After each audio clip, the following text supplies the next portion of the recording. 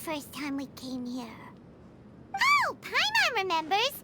Nahita's consciousness had been trapped by the doctor, but we followed the clues she left behind to help her. So much time has already passed since then, and it seems Sumeru's changing for the better now that Nahita's in charge, right? Paimon just hopes this peace will last a long time, and then Nahita won't have any more new problems to deal with. Yeah, guess you're right. We somehow always find ourselves right in the thick of it. Who knows what will happen next? Come to think of it, maybe it's all because of you. Maybe you're just a magnet for trouble. Huh? Me? Before Paimon ran into you, Paimon never ran into any trouble. At most, when she was super tired, Paimon got caught in some strange whirlpool and sucked out into sea. And even then, you fished Paimon out! Anyway, for Nahita's sake, maybe we should think about heading to our next destination for now. Ah, look who it is. Running into you in a place like this? I can see you two still love wandering around. Oh, it's Dia! Since when are we just wandering around? We're usually taking care of some serious business. Even though it may have nothing to do with our journey. But never mind that. What brings you here?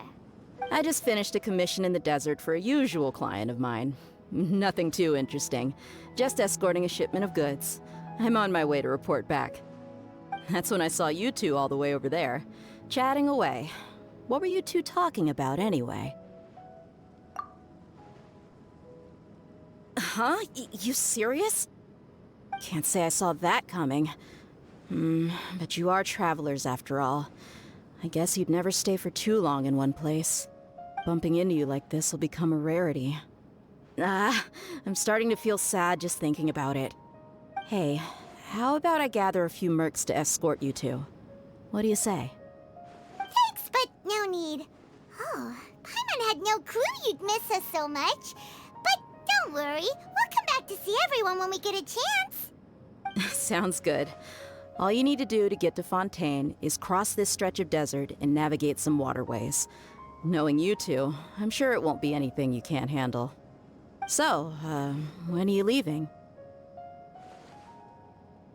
Oh, wait a sec. Paimon just remembered there are still a few dishes in Sumeru that Paimon hasn't tried yet. Now, where's that list Paimon made?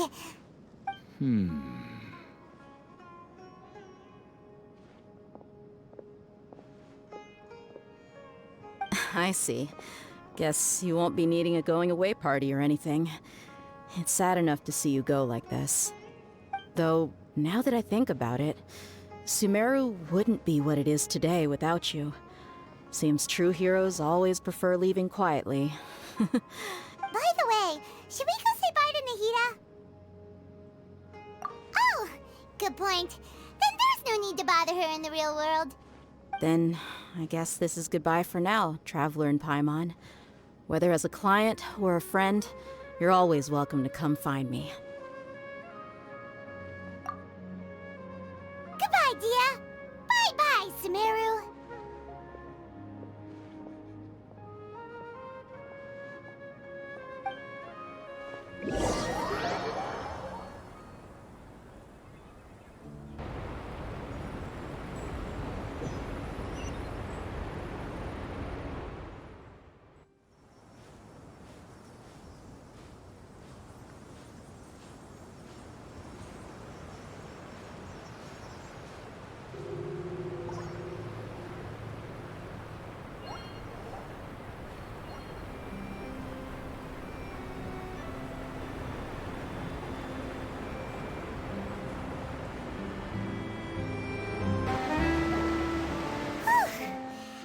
All that sand and water, we finally made it! Oh, this must be Fontaine's port! Wow! Everything looks so advanced in Fontaine! Paimon's heard that the industry here is extremely developed, and there are all kinds of unusual machines! Just seeing the sights as a tourist is nice, but maybe it would be better if we found something to do! What do you think?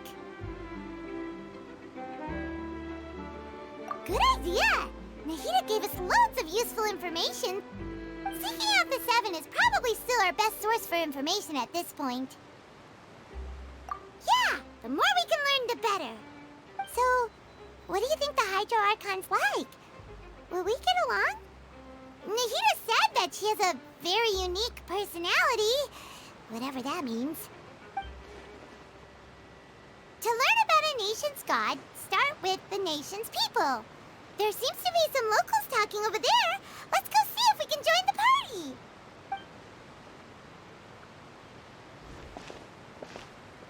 party. If you ask me, it's a tragedy how things ended for him. Clearly, he was a pretty decent person. Yeah, I didn't expect that kind of ending for him. I thought he would at least fight on a little longer for his family.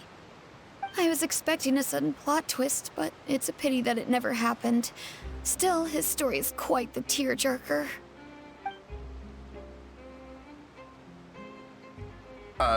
Excuse me. Can I help you two? I couldn't help but notice you standing here listening. Hi. We're travelers new to Fontaine, and we had something we wanted to ask, but you seem to be really busy talking about some kind of play, so we didn't want to interrupt. Play? Oh, no. We're talking about something that really happened. In fact, it's a case that was just heard a few days ago. Really? Like, a real trial? But the way you were talking about it and the words you used just now made it sound like some kind of story. Well, good tales are often based on true stories, aren't they? And what you see in reality may also be someone deliberately putting on an act while harboring ulterior motives. Whether something is true or not simply isn't that important. The main thing is whether the story being acted out on the stage is splendid enough. Oh, but it looks like you're not from around here.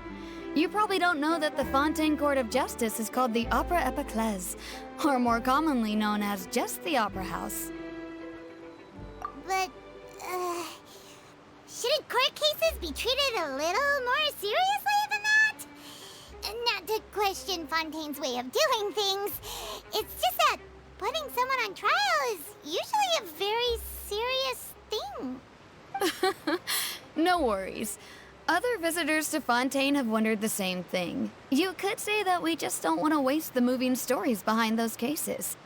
And as for your worries about whether the cases are treated with due reverence, we have the absolutely just and honorable Chief Justice Neuvillette, as well as the Oratrice Mécanique d'Analyse Cardinal, a machine created by the Archon. Between the machine and the Chief Justice, false charges and injustice are a thing of the past now. Oratrice? Is it some kind of machine, too?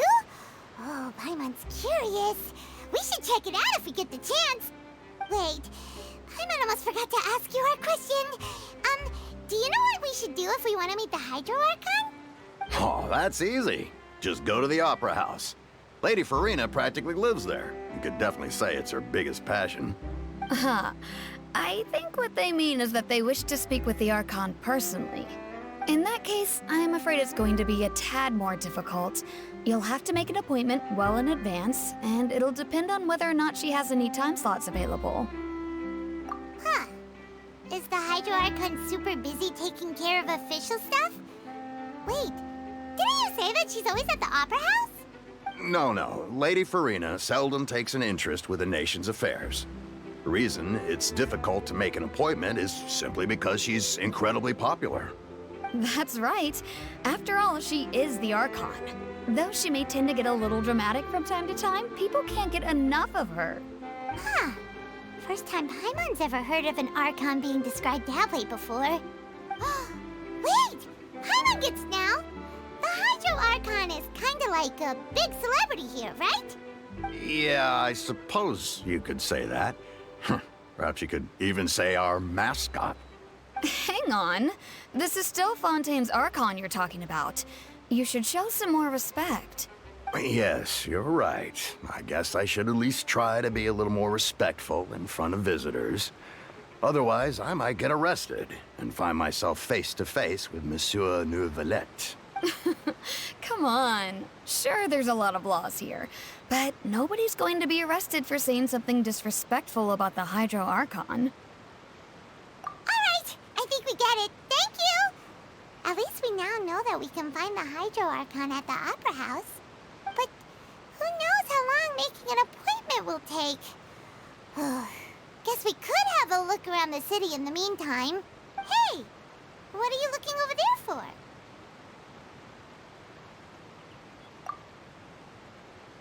Huh. Maybe something's the matter. She isn't going to jump into the water, is she? Maybe we better go check on her.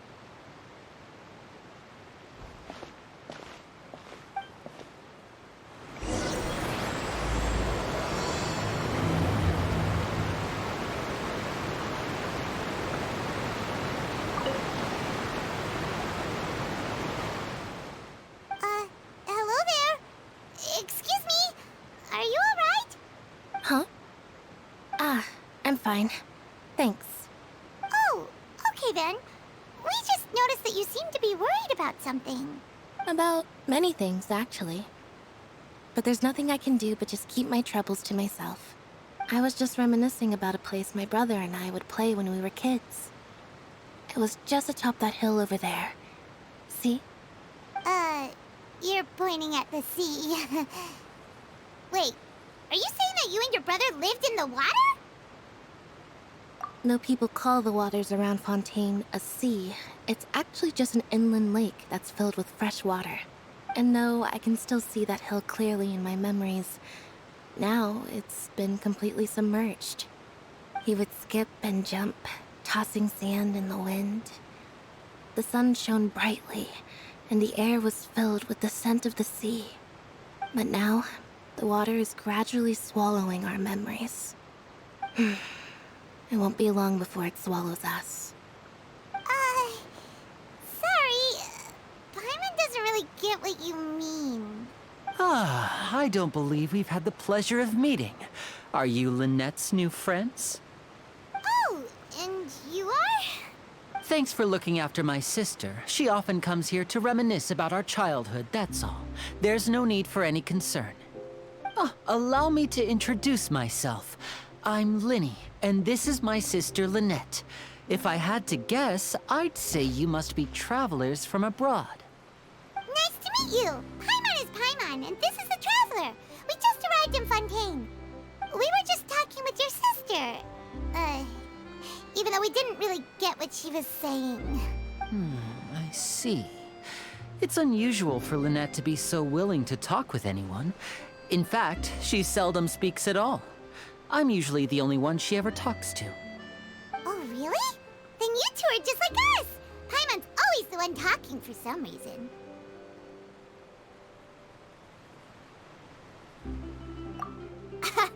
So that's how you think it is? I also think my brother can be too talkative at times.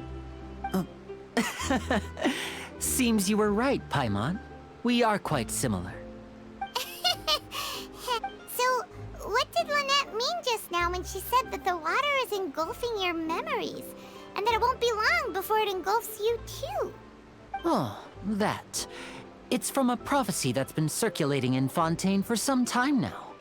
Well, I suppose prophecy isn't exactly the right word, because that implies a certain amount of uncertainty. There's no doubt about what's happening in Fontaine now. Where to begin?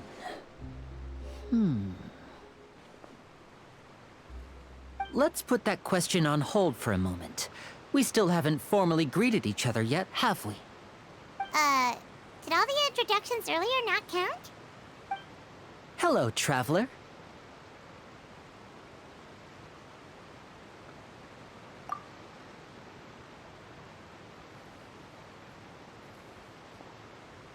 And hello, Paimon. Hey! Why didn't Paimon get a handshake? You're not poking fun at Paimon, are you? Please, don't take offense. Just consider it a sort of etiquette we have here in Fontaine when making new friends. You should remember it. It might prove useful. Oh, all right then. Well, Paimon's just happy to have a local friend now. By the way, we were just getting ready to go to the Opera House to meet the Hydro Archon. Would you be able to show us the way? So you're going to see Lady Farina? No problem at all. In fact, I was planning to go to the Opera House later myself. I'll gladly take you once I finish things here. Please follow me.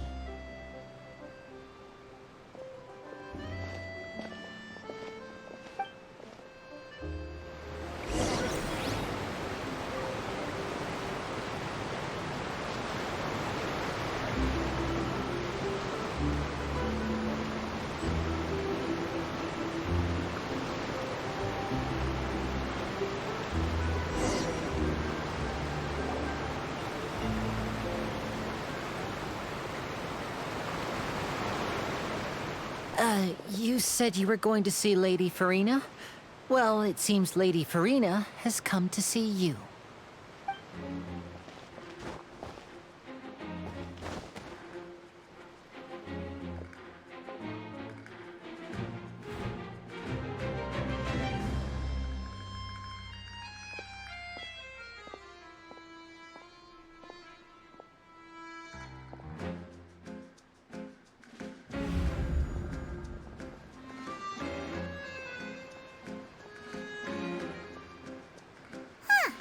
So, she's the Hydro Archon? But how did she know we were looking for her?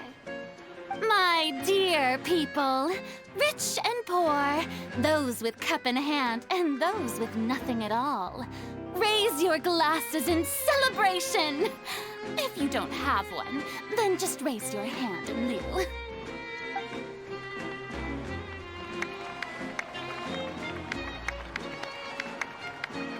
As you can all see, two unfamiliar travelers have arrived in our nation. Come, let us make a toast in honor of this traveler and her companion who have journeyed here from distant lands.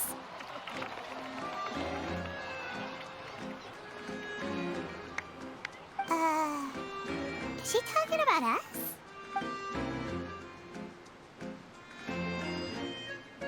I've long heard of the turmoil and chaos you've left in your wake as you visited other nations. But I welcome you nevertheless. No, I have come to receive you personally. Fear is for insignificant cowards. I am a god, and I will never entertain the notion of such meaningless wariness. You can be rest assured. I see clearly your sincerity. Of course, seeking an audience with me is the most sensible thing to do. It will allow you to truly behold my power and witness my authority. Intelligent people always gather under the correct banner. I, Focalor, hereby welcome you to the nation of Hydro and acknowledge the value and significance of your trip. Now, you may rejoice in this. Yeah, Paimon still can't believe it. Feels like we've only been here for a few minutes. But the Hydro Archon's entrance was, how should Paimon describe it? A little over the top? Miss Hydro Archon? How did you know we were coming? I see. As Outlanders, you inevitably lack even some of the most basic understanding. Don't forget that even the gods can be divided into the mediocre and the excellent. I suppose it's only natural for you to be awestruck by my abilities. You had best stop and consider. Do you really have the noble qualities and etiquette necessary to communicate with a god? All it takes is a flick of my finger for me to know everything about you. Whoa, talk about sounding high and mighty. Oh? What's with these looks? Perhaps the welcoming ceremony still isn't enough? What else should I say then? Is she waiting for us to start talking? Wow, I didn't expect to see Lady Farina here. What a surprise! Wait, does this mean they're the legendary blonde traveler? How did I not notice before? Hey, what's all the commotion? Oh, is that Lady Farina? Is there some kind of drama going on? Of course. That's the blonde traveler. The one all those stories are about. Lady Farina came here to personally see her. Oh, I bet this is going to be the duel of the century. Ooh, I've got to see this. I knew Lady Farina would never disappoint. Yes, but don't get too excited now. My dear believers and spectators alike tend to get quite rowdy, and despite the noise, I've come to tolerate all their ruckus. You may consider this my reward to all of you. I have determined that there will be an epic duel between myself and this traveler from another land, just as you were hoping to see. Now she wants to fight? Aren't we getting a little ahead of ourselves?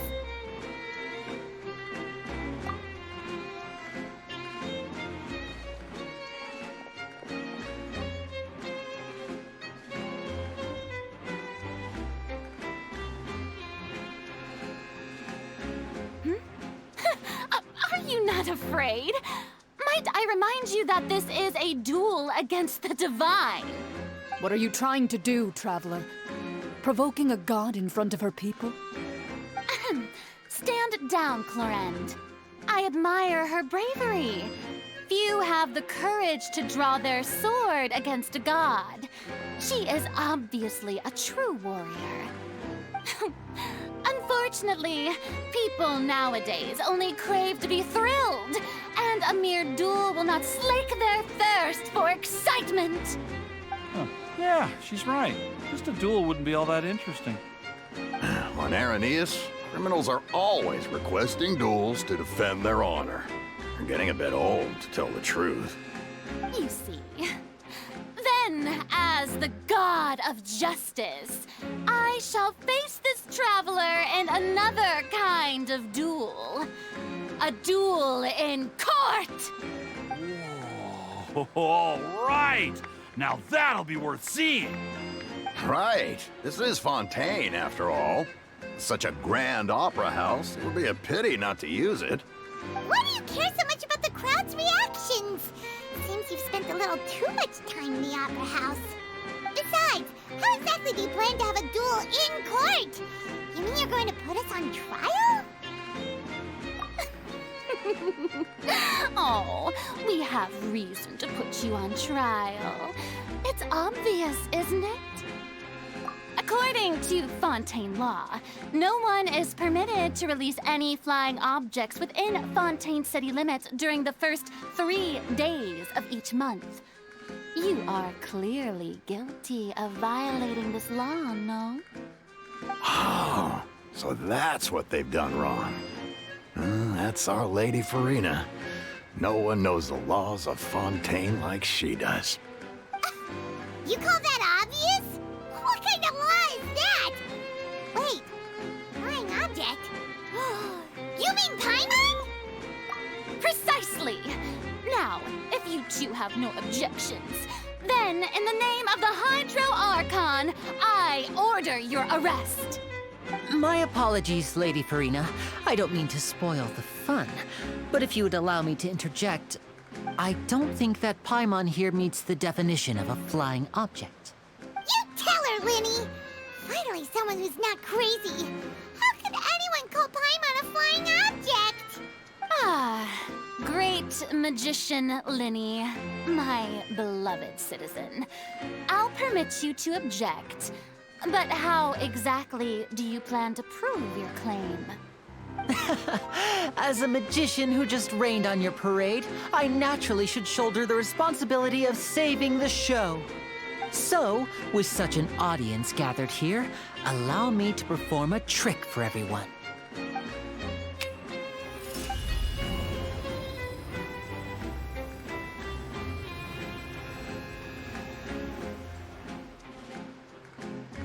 Ta-da! What's that on Paimon's back? Hey, when did you do that?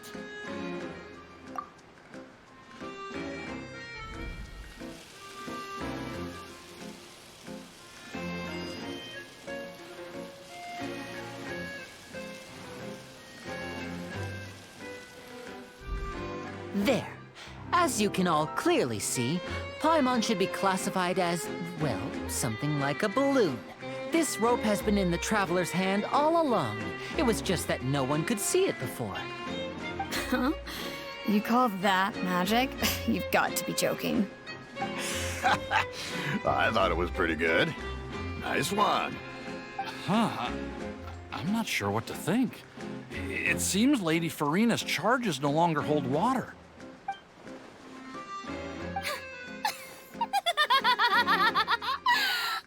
Amusing. Very amusing, Linny. Just the sort of unexpected twist that I enjoy. With you here, today's performance can finally be called complete. Performance? You see all this as a performance? In which case, consider the matter of your trial resolved. The god of justice will not bring charges against an innocent person. But when there are valid grounds, I will not only judge travelers from abroad, but even the gods of other lands. I look forward to seeing your upcoming performance at the Opera House, Mr. Linny and Miss Lynette. That's enough for now. Toodaloo!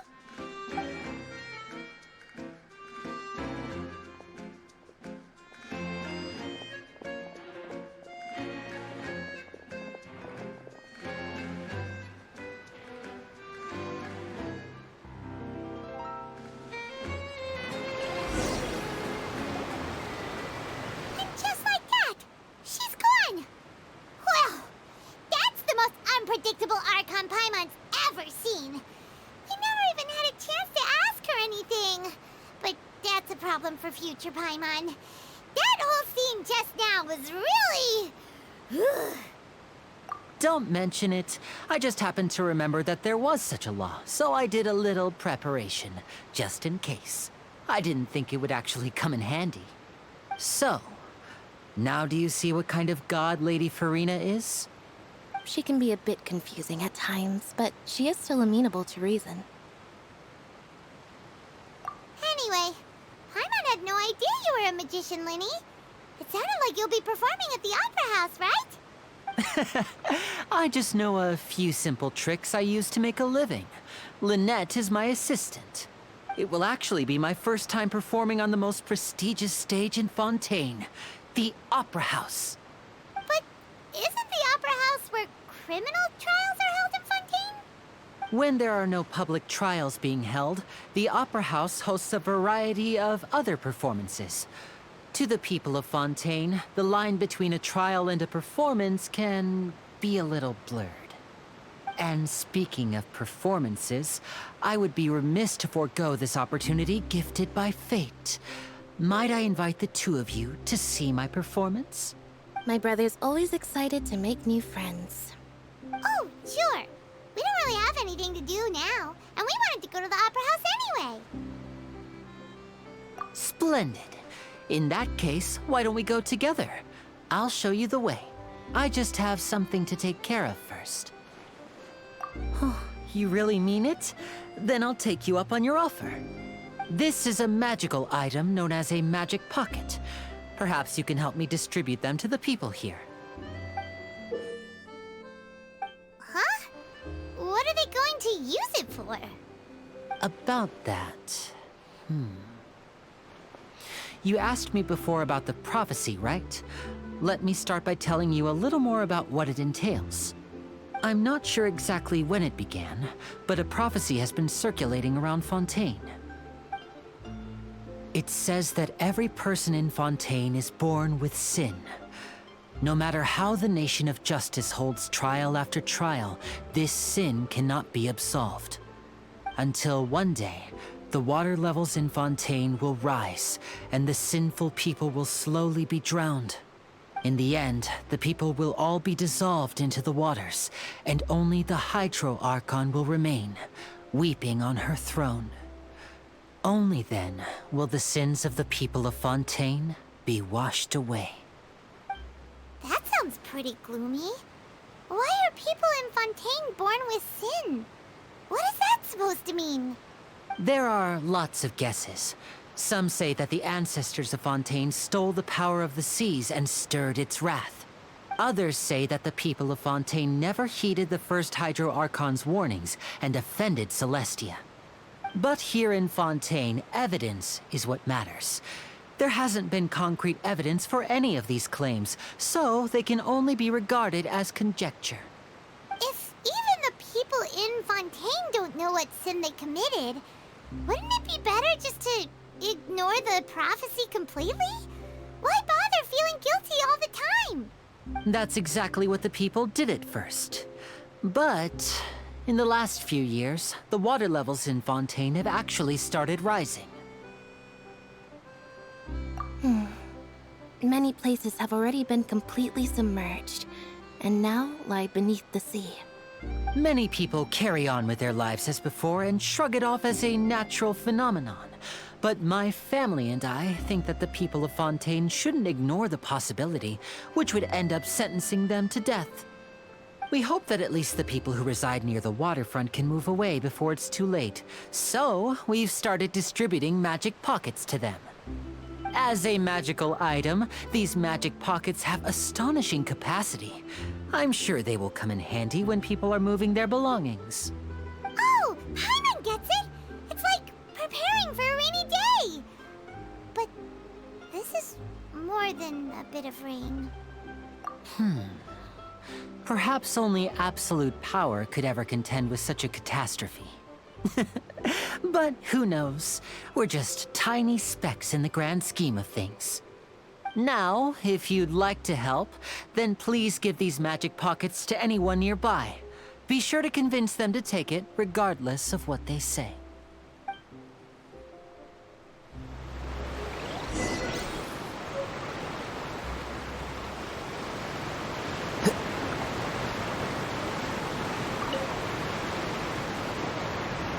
What's this? So you also believe in the prophecy. Keep it. I won't have any use for it. What? You mean you don't believe in the prophecy? No, I believe in the prophecy. But I also believe in another story. The story says that people once lived in the ocean. They were one with the ocean and couldn't live apart from it. But as time wore on, people desired to live on land and developed blood vessels, encapsulating the sea within their bodies. Thus could people set foot on land. So, if you ask me, when the water rises and takes us all, it'll be like we're going home. Oh, we hadn't heard that one before. But people can't live underwater. They'll die. You should probably still take it. All right, I'll take it. I guess I just feel that being dissolved into the water doesn't necessarily mean death.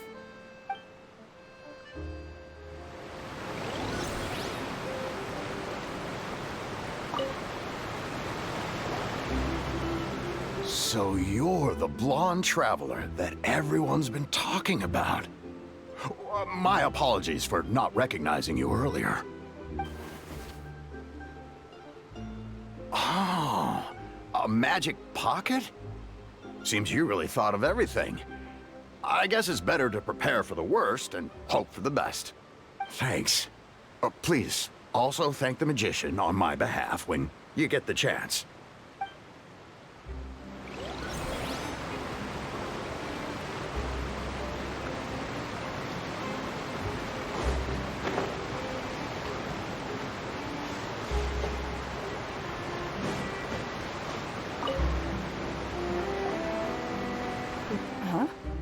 I don't want that thing. Way I see it, if the prophecy's true, it's still gonna be a long time before the water can cover everything. Life is all about living in the moment. What use is there in worrying about the future all the time? We'll cross that bridge when we get to it. You should still take it. You never know when it'll come in handy. Oh, all right, fine. Thanks. It's just that if I start moving, that means I've already given up on the life I have now. I'd really rather not.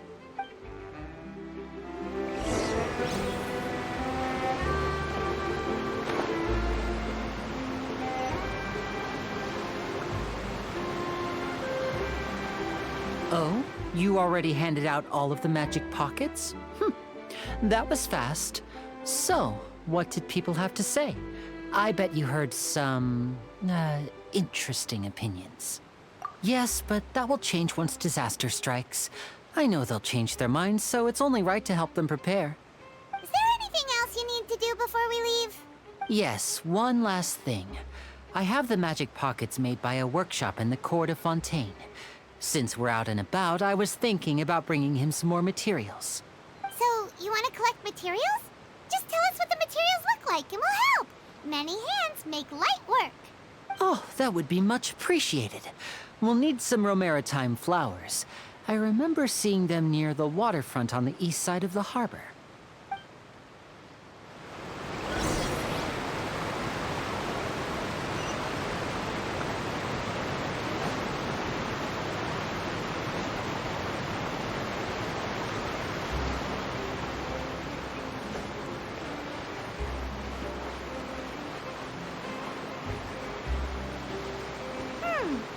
It seems we have to use Hydro to collect romaritime flowers.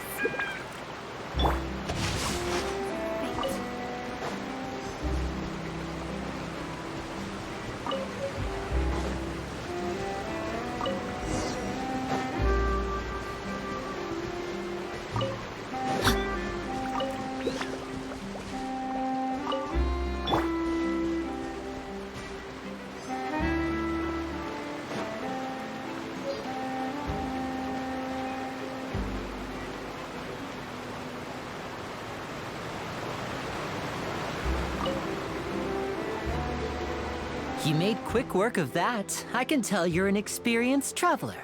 I've also finished collecting a few here. Maybe next time you'll feel like helping too, Lynette. No way. I'm in power-saving mode today. Otherwise, I fear I may not have any energy left for the performance at the Opera House. Fine. Though the performance is still a long way off. Now that we're finished here, we should get ready to head back to the Court of Fontaine. So, we're going to the Court of Fontaine before we head to the Opera House? Good. Paimon wants a tour of Fontaine's largest city and try...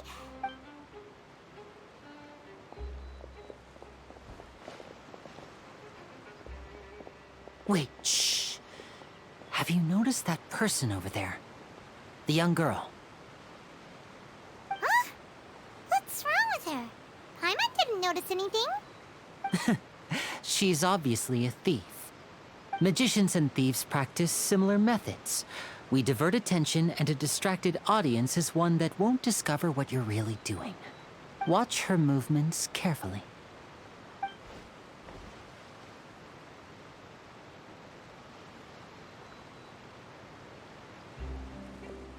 Oh, he's right! Shh! Keep your voice down. We need to think of a way to catch her, but it seems she's very alert. Perhaps we should split up. You two can ride the lift over there and wait up top. I bet that'll be her escape route if she tries to run. All right, let's go. This is the spot where Linny wanted us to wait. Oh, look! Isn't that her?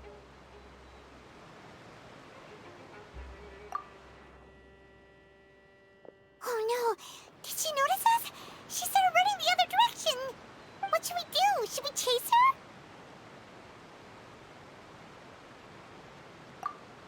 You're right. She might also be trying to lure us away.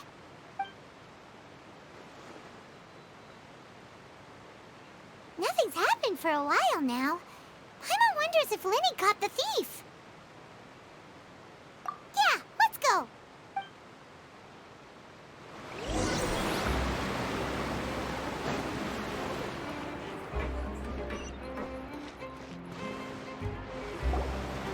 Are you sure that's all she took? You should check to make sure you're not missing anything else. No, that was all. Oh, I can't thank you enough. I didn't notice a thing earlier. Anyway, I should be going now. Thanks again. Oh, were you returning what the thief had stolen? That's right. Pity I wasn't able to catch her. She distracted me by dropping the thing she stole on the ground. By the time I looked back, she was already gone. I saw the general direction she went, but Lenny twisted his ankle, and I needed to make sure he was okay. Oh, did you get hurt, Lenny? I'll be all right. It's just a twisted ankle, that's all. In fact, it's feeling better already. If you want to play at being a hero, at least try not to get hurt doing it. Imagine what would happen if you managed to derail our performance as a result. You're right. Sorry, Lynette. I have to admit that the thief was even more skilled than I had anticipated. But at least we were able to get the stolen items back, so it wasn't a complete failure. What a slippery little thief. Guess things turned out all right in the end, though. Lenny's initiative paid off! All right, let's put this little detour behind us. We should go to the court of Fontaine now.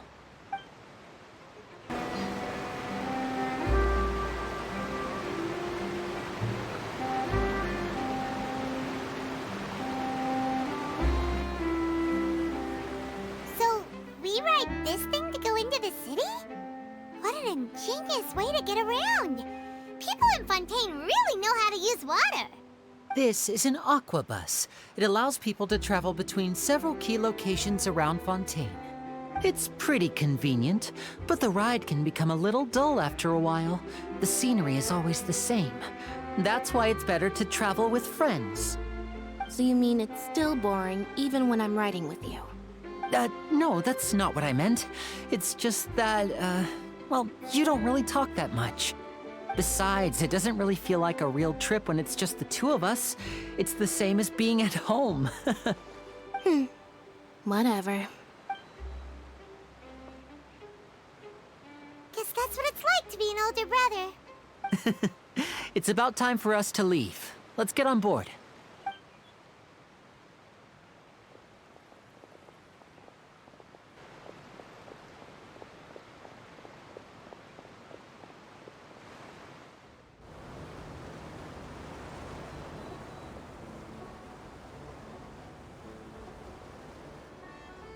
Huh? What? Traveler! Paimon! Charlotte! Oh, I never guessed I'd bump into you while riding the aquabus. In the story of my life, this is big news. What are you doing in Fontaine? I didn't hear anything about you paying us a visit. Yeah, it's quite the coincidence. But as travelers, we're always on the move. It's not surprising that nobody knew we were coming. Though we still have no idea how the Hydro Archon knew about us. Oh, let Paimon introduce you to our new friends! Oh, no need for introductions, Paimon. I would recognize the great magician Lenny and his assistant Lynette anywhere. I wouldn't be much of a reporter if I didn't know who they were. It's a pleasure to meet you. I'm Charlotte, a reporter for the Steambird. Nice to meet you. From the Steambird, huh? We've often relied on your paper to promote our performances. It's an honor to meet you. Now that everyone knows each other, Fontaine suddenly doesn't feel like such an unfamiliar place. So, what have you been up to lately, Charlotte? Any big news? Not too much. When there isn't any breaking news, I mainly cover the trials at the Opera House. You can still manage to keep readers' attention as long as you tell things from a clever enough angle, even if it's the same old topics. For example, reporting on how a scammer once deceived vulnerable girls into relationships, or how a financial criminal was once so poor that they ate a single piece of bread for 5 days. Ah, you're right. Seems you know me pretty well. What I'm really after is exclusive, sensational news pieces that could shake the country. These smaller stories are a waste of my talents. Oh, I just remembered. I've been following a case lately. Well, a series of cases, actually. You mean the serial disappearances of young women case? That's right! These stories are the talk of the town right now, and it's probably the most mysterious case we've ever seen. If I'm the first with a draft ready to publish when the case is finally cracked, and it's the headline story in the Steambird, oh, when that happens, I bet all the other reporters will shed tears of envy. I've already gathered all kinds of materials. I just can't wait for the truth to be revealed. So, what is the serial disappearances of young women case? You mean the culprit hasn't been found? That's right. The first missing girl case happened almost 20 years ago. And ever since, after a period of time, another girl disappears. What the cases have in common is that the girls are all of a similar age, and that they've all vanished without a trace. But the scariest part is that to this day, none of the girls have ever been found. Many suspects have been arrested over the years in connection with this case, but shortly after each arrest, another disappearance would always happen. Yes, it's possible. But either way, I believe that every case has some precise truth behind it, waiting to be exposed. Yes, I agree.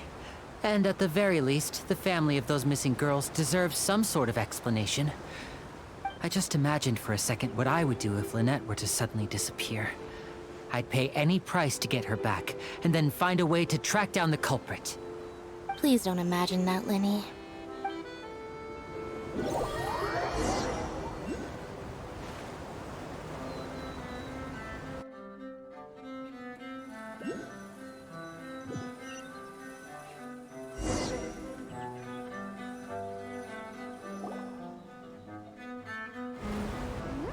Hey, we're almost there! Look!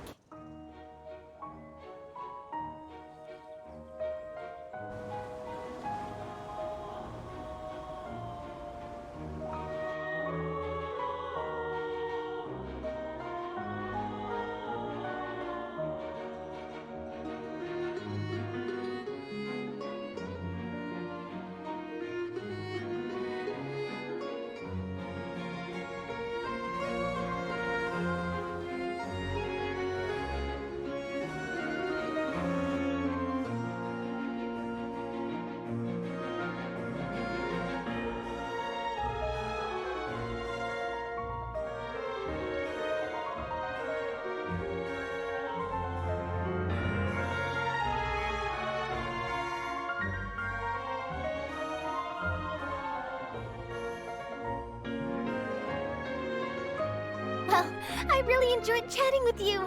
Life should be full of pleasant little surprises like this. Yeah, us as well. The ride went by too quickly. Ah, I have an interview to get to. I should get going before I'm late. Okay, Paimon hopes we can chat again soon, Charlotte. See ya! Bye now. Oh, be sure to stop by and see me at the Steambird when you have time. What a tough job. Always running around and interviewing everyone. Well, where should we go now? If you don't mind, how about we stop by my home first? Besides, I still have all the materials we collected. Sure, we wouldn't mind at all. This city is so huge, Paimon wouldn't know where to start anyway.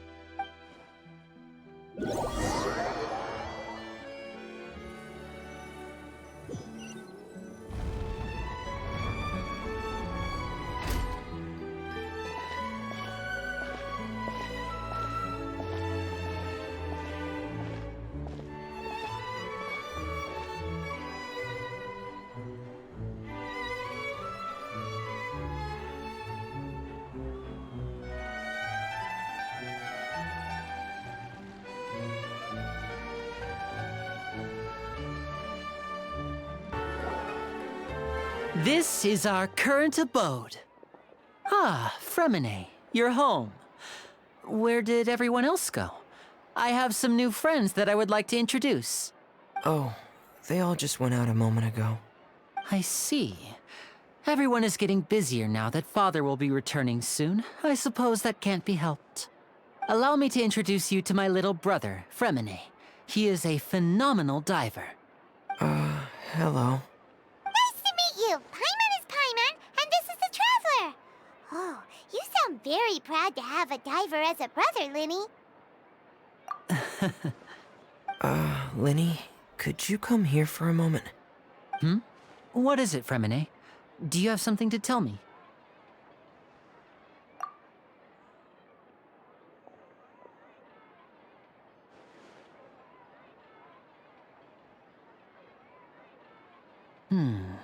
Okay, I see.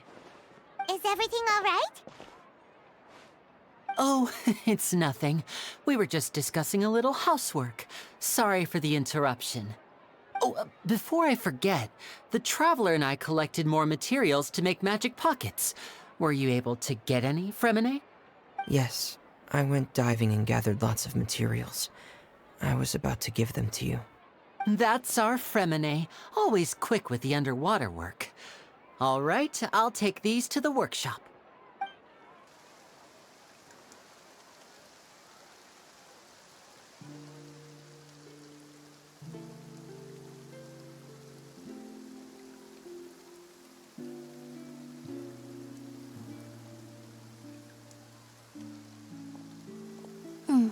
Looks like rain.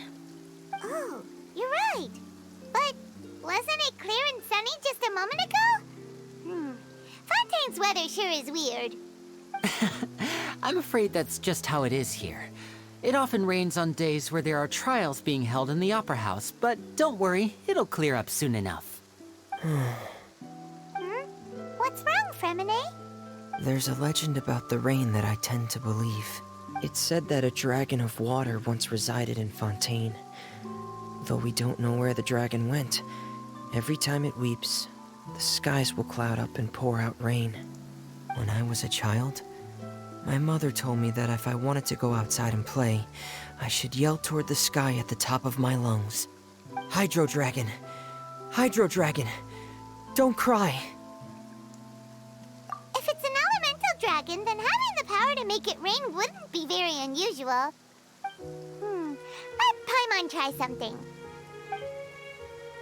Hydro Dragon, don't cry!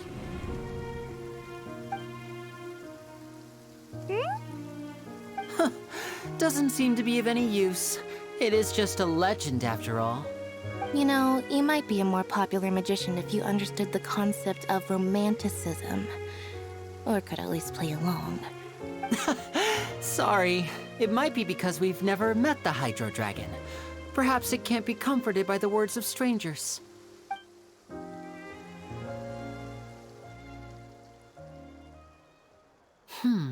It rained for longer than I suspected. Oh, it's already getting late. Was there something you needed to do, Linny? Yeah, some preparations for the show at the Opera House. I need to find a way to catch the last aqua bus of the day. On the day of the performance, just ride the aqua bus to the island of Araneus. I'll have Lynette meet you at the fountain in front of the Opera House. Oh, are you leaving now? What is it, Fremine? I'm in a hurry. Oh, I get it.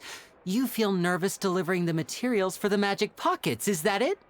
Perhaps we could trouble the Traveler to help us take these materials to the Beaumont workshop and deliver them to the owner there? I'm afraid that Fremine can be quite introverted, and the boss there tends to be pretty talkative. Fremine has always been a little afraid of her. No trouble at all! Don't worry, we're on the case! Sorry for the inconvenience. I'm quite useless when it comes to such tasks. I'll think of a way to make it up to you. Oh, no need. This will be a walk in the park for us.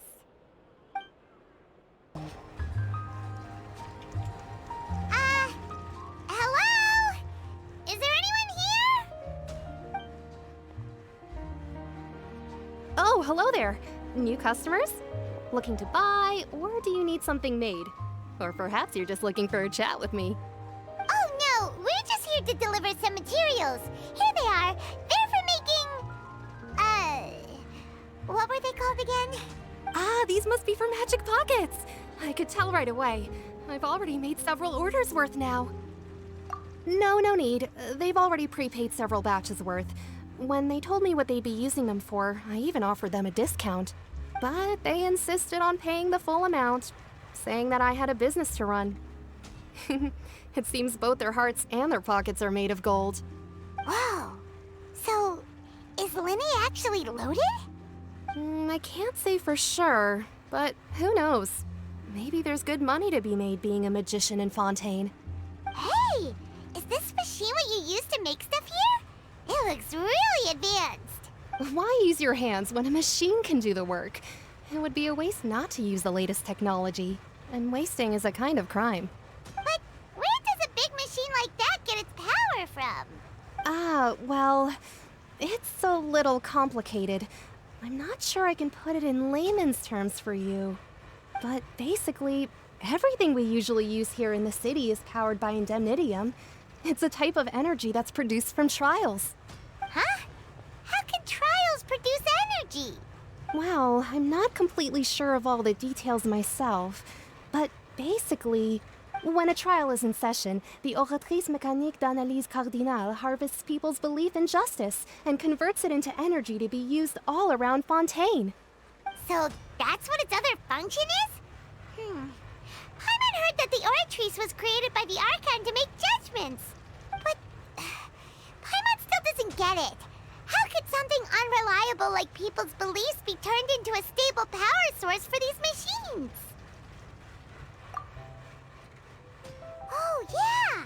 So that means the Hydro Archon relies on the machine to take the energy created by belief and turn it into power for all of Fontaine, right?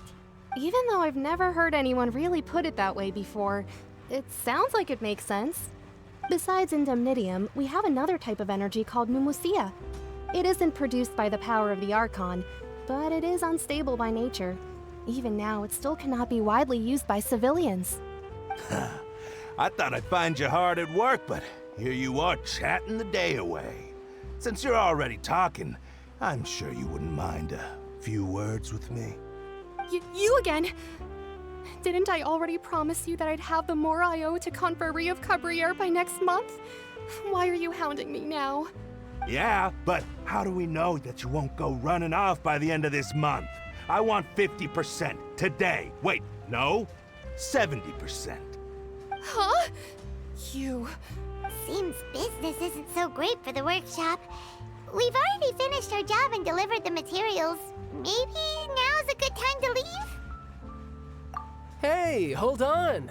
Before you go around trying to collect payments, why don't you settle your own debts first? If Confrérie of Cabriere wants to poach clients from Northland Bank, that's fine. But I'm afraid you still owe the bank a hefty sum of mora. So why don't we work things out between us first, before you get back to your little conversation here? You're from Northland Bank. But we said we'll pay everything we owe next month. Why are you hounding me now? Traveler, Paimon! I didn't think I'd run into you here in Fontaine. What are the chances? We're surprised to see you too! What are you doing here in Fontaine? You didn't want to stay in Snezhnaya? Long story short, I've already been in Fontaine for some time now, and honestly, things have been pretty boring. But it seems that fate brought our paths together today. Not only will I have some good friends here now, but ones who always seem to find trouble. Either way you look at it, it seems things are going to get a lot more interesting now. Pretty sure we'd want to avoid anything that you'd find interesting. Besides, our trip here has gone pretty well so far, right, Traveler? Hey, you, Northland Bank boy. Aren't you forgetting something? Don't interrupt. It's not often I run into the Traveler like this. Why don't you wait for me over there for a while? You kidding? Aren't you the one looking for us? You really expect us to sit and twiddle our thumbs while you catch up with your friends? Listen to me, boy. If you want your mora, fine. Why don't you come and take it? Hey, I just said not to interrupt. Oh, by the way, Traveler, the last time I took Tonya and Tusser ice fishing, Tusser said... Hey! That's way over the line! All right, boys, let's see who has to pay up now! Can you at least let me finish one sentence? Fine. Though the bank told me not to get rough with our clients, you're the ones who started it. This is an act of self-defense. You two will have to be my witnesses, okay? I'm sure this won't take long.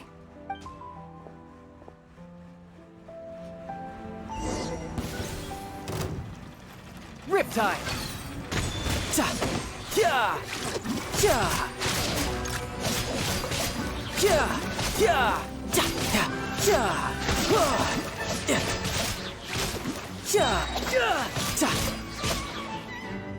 Rip!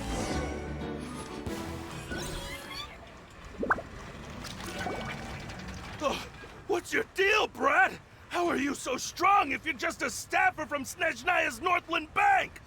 Wait, Don't tell me you're... Oh, now you notice. It's a little late, don't you think? Just make sure you understand that you don't mess with Northland Bank. Got it?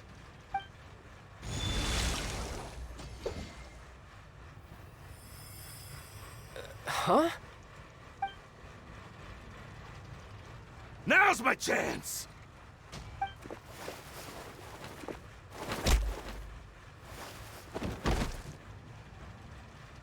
Huh. That was weird.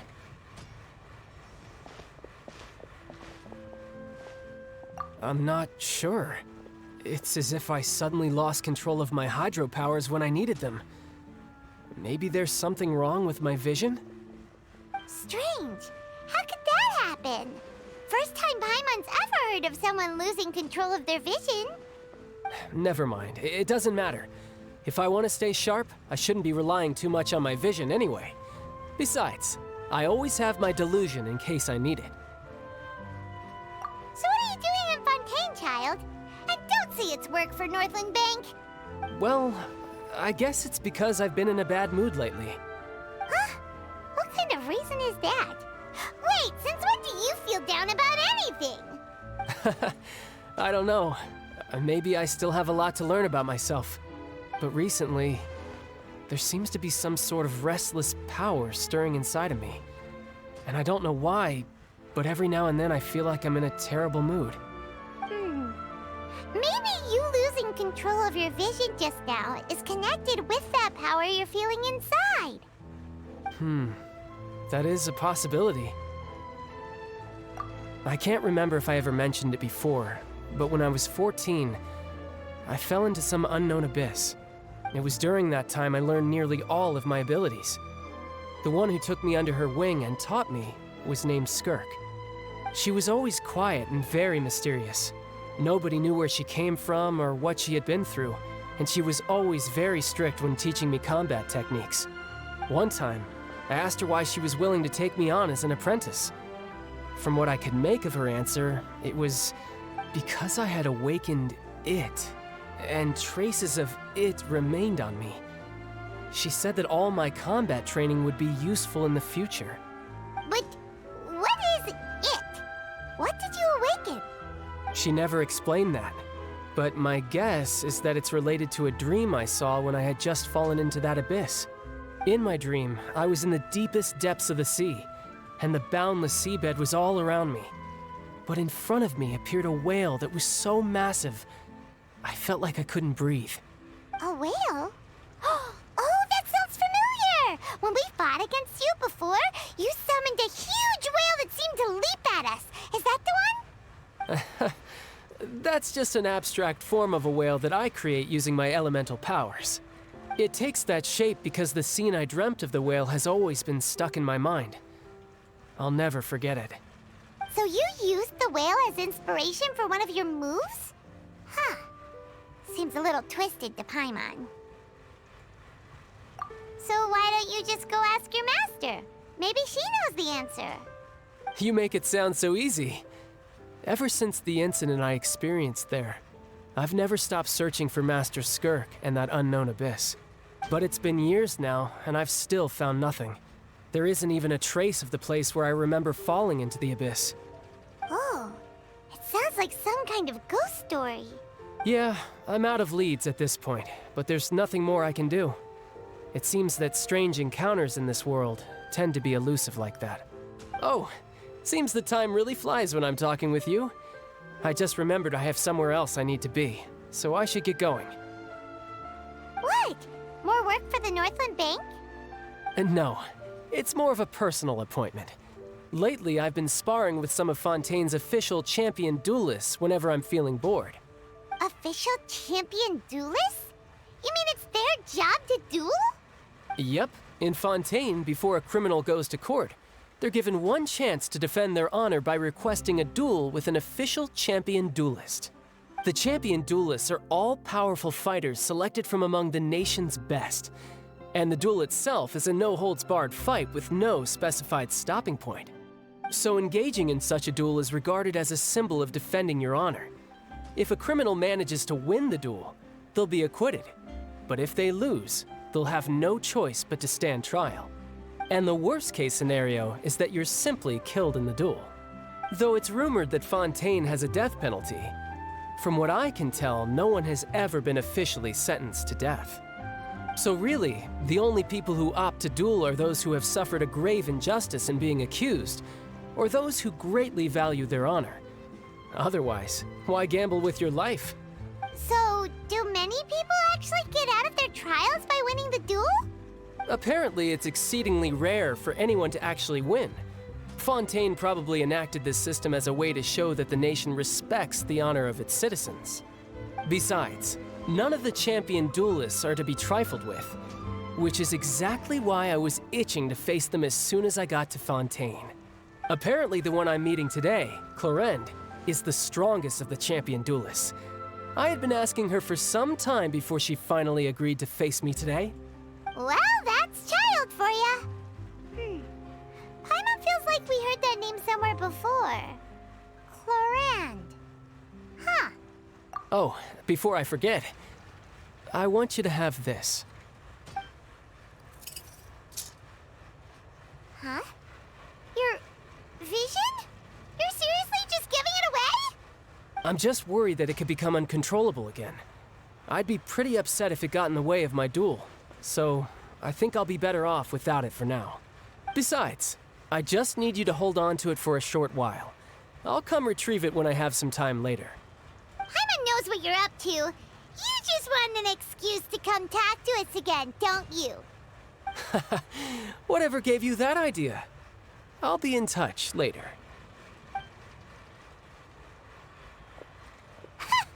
That sneaky guy. He said he's been feeling down lately, but he seemed the same as ever to Paimon. Well, since we don't have much to do for now, we might as well walk around and see the city before Lenny's performance.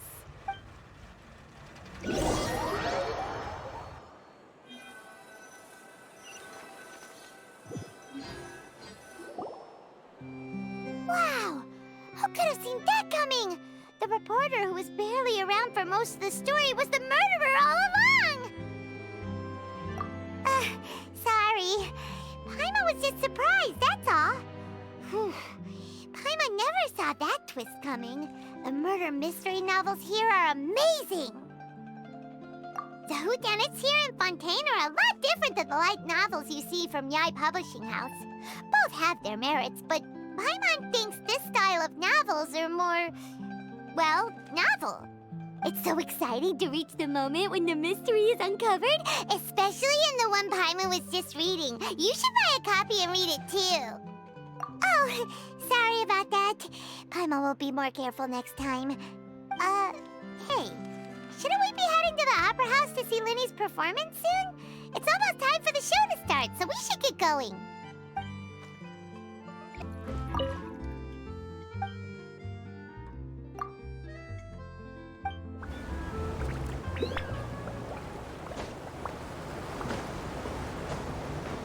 Welcome to the Navia line. I am Elfan. The boat will be departing imminently. Please do not stick your head, hands, or other body parts outside the boat. The Aquabus operator is not responsible for any accidents or injuries resulting from doing so. Also, please remember to buy the Steambird, though I don't read it myself. The destination of the current tour is Arenias. Points of interest worth visiting include the Fountain of Lucine and the Opera Epiclese. If you look to the left in the direction we are currently traveling, you will see the famous Fontaine Research Institute up in the sky. An experiment gone wrong turned a new sightseeing opportunity. Human ingenuity truly is a wondrous thing.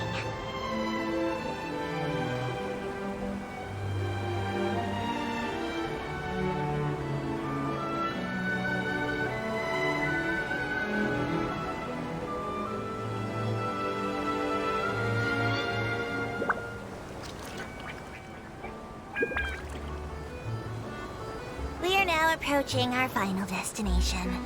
Please be sure to bring all your personal belongings with you as you disembark. Even though I will take any forgotten items to the lost and found, the paperwork is rather annoying, as Melusine hands are not suitable for grasping pens. Please be careful when disembarking. It has been my honor to be your tour guide this trip. Thank you.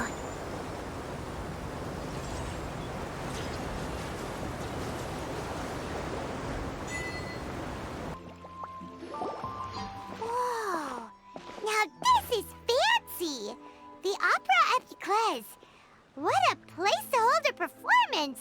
No wonder Linny and Lynette were looking forward to it. Huh. Looks like there's a lot of people standing around the fountain up ahead. Oh, Archon, please bless us with a bright and healthy child. We pray. I don't know why you always feel the need to ask so much. I'll be happy as long as our child is healthy and lives a peaceful life. I guess if they're our kid, then there's no doubt they'll turn out smart. Maybe this is one of the customs in Fontaine. There sure are a lot of couples here. Vache.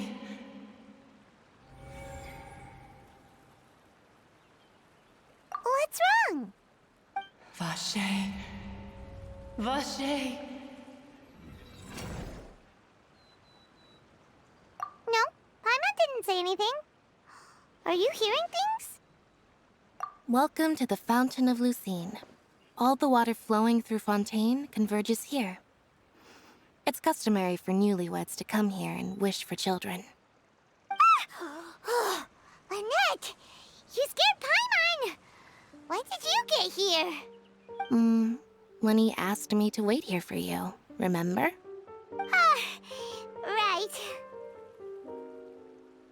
What do you mean? There are a lot of people here right now.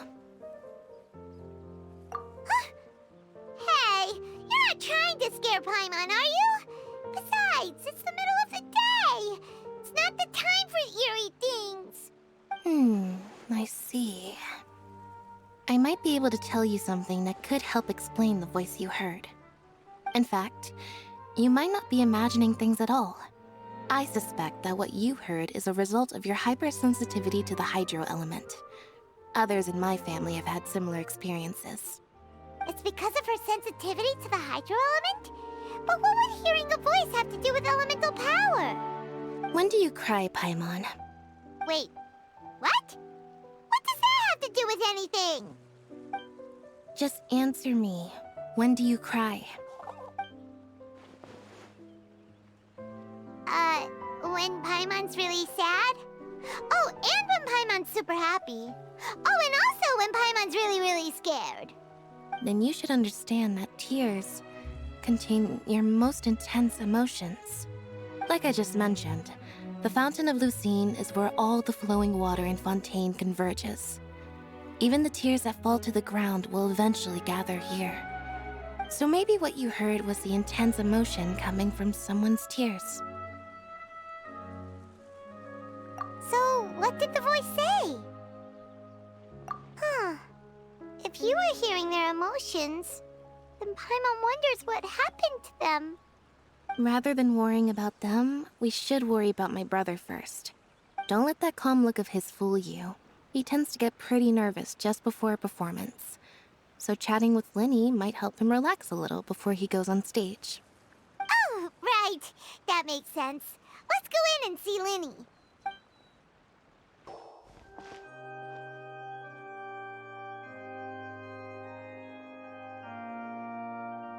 Traveler and Paimon, good to see you. I knew you two would come. Are you kidding? We wouldn't miss it for the world. We've been looking forward to it. I can tell, judging by how early you've arrived. But you're actually right on time. The audience still hasn't started entering the venue yet, which means now is the perfect chance for us to take you to the best seats in the house. Wait just a moment, I'll fetch the tickets.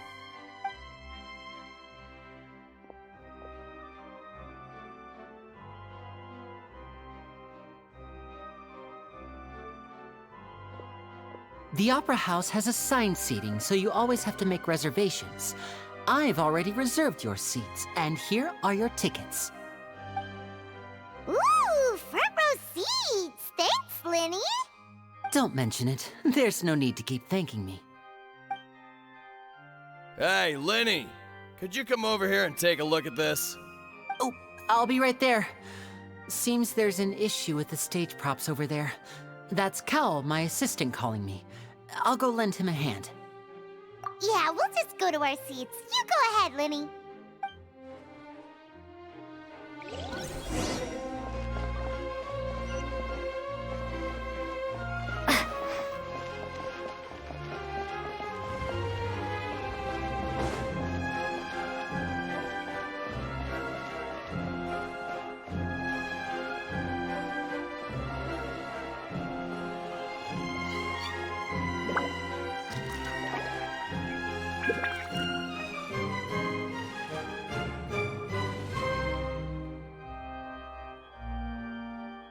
Oh, these should be our seats. Come on, let's sit down.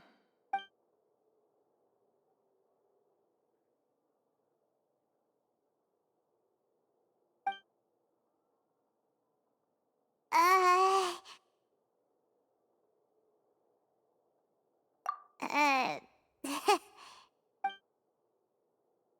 Hey, Traveler.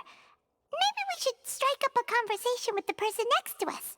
Since we're sitting together and the rest of the place is practically empty still, it's kinda awkward if we don't say anything. Ah, you little... Of course you put this on Paimon. Excuse me, I did not realize you felt awkward. I am terribly sorry. I would be perfectly happy to chat with you if that is what you would like. Oh, so you heard all of that, did ya? Boy, you sure have good ears. Paimon thought she was keeping her voice down. Wait, that's not it, Paimon's. Sorry. Paimon's the one who was being rude, talking under her breath like that. So, let's talk, but, what should we talk about? Oh, Paimon's got it. You're also here early and sitting in the front. Are you a friend of Linny's too? A friend, you say? Well, if Mr. Linny would like to be my friend, I would be more than happy to reciprocate. Oh, so you're not friends with Linny then? Oh, this is getting more awkward by the second. Paimon nearly forgot to make her introduction. Nice to meet you. Paimon is Paimon, and this is the Traveler. We just arrived in Fontaine. It is an honor to meet you two. I have heard of your deeds across Tevat. And as required by proper etiquette, I will also introduce myself. I am... Oh, Monsieur Noirceur. What an honor it is to have you here to see my show. Ah, Mr. Linny. I should say it is in fact an honor for me to see your performance in person. Wait, Noirceur? Could he be... I saw you all chatting just now, but it seems you still don't know who Monsieur Noirceur is. Allow me to introduce you to Fontaine's Chief Justice. That seat is always reserved for him. It wouldn't be too much to say that he's the symbol of justice and honesty here in Fontaine. Whoa! Sorry for being so rude just now. Paimon had no idea you were such an important person. No offense taken. Being Chief Justice is merely what I do for work. Nearly every person has their usual reserved seat, so I'm not so special, really. And by the way, I should probably let you know, even though I would prefer not to, there's someone sitting up there in the VIP seats that has been striking a pose for quite a while now. I believe she is trying to give you a most elegant and impressive first impression. So I think you should take notice of her sooner rather than later, otherwise she may become flustered.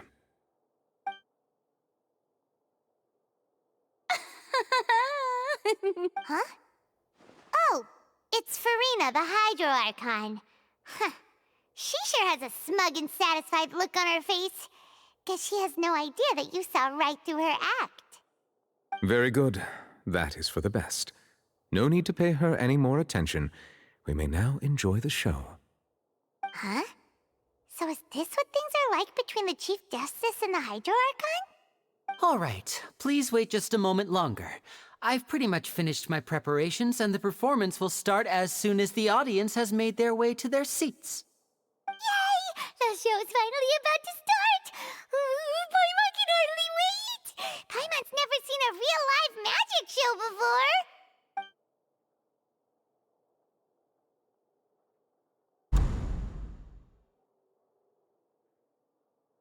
Oh! They're dimming the lights! The show must be starting! Sorry. Paimon will try to stay quiet. Welcome, one and all, to the Opera Epiclese. I am the star of today's show, Linny. And over here is my sister, Lynette, who will be working as my wonderful assistant. Please, let's give her a warm welcome. Hello, everyone. I know she may seem to be a little sleepy right now, but that's just a sign that she's nervous. Whatever. Now, some of you may be thinking, two vision holders who can freely manipulate elemental powers performing magic is not true magic at all.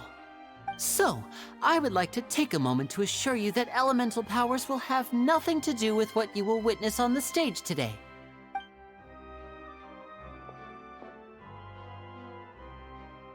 Both Lynette and myself have removed our visions for the show. That way, even the gods won't be able to help us. Oh, good point. That's what makes the show real magic. Now, without further ado, let the show begin. Lynette will now exit the stage to make some preparations. I know you might miss her, but don't worry. She'll be coming right back on stage momentarily. Perhaps in an unexpected way. I'm sure she'll be stealing the spotlight soon enough. Oh, and before I forget, there's one more thing I should say. You never know what can happen in the blink of an eye.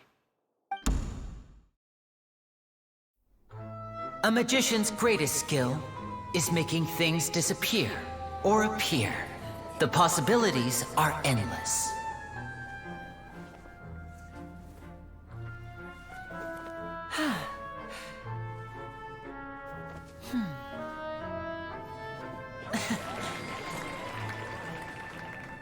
Huh?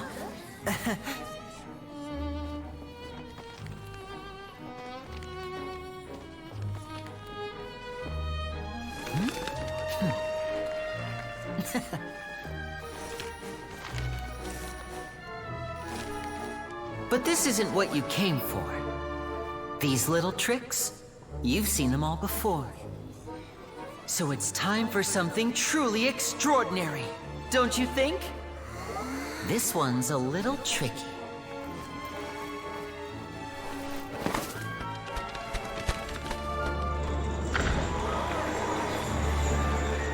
Using this water tank, I shall make my sister vanish completely, right before your very eyes.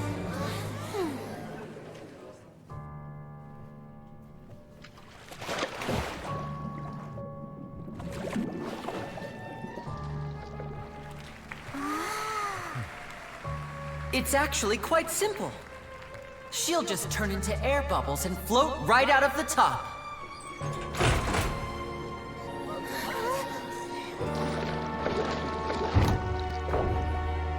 Oh no! I told them to check all the props carefully. With the lid on, even air can't escape. An amateur magician would be getting very nervous right around now. Luckily, it's me on stage, so let me show you what a true virtuoso can do.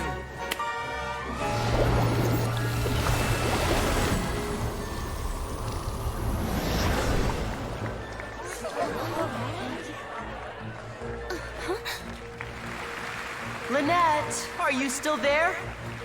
Don't go too far. We don't want to use up all our magic. Hi, I'm back. Uh-huh.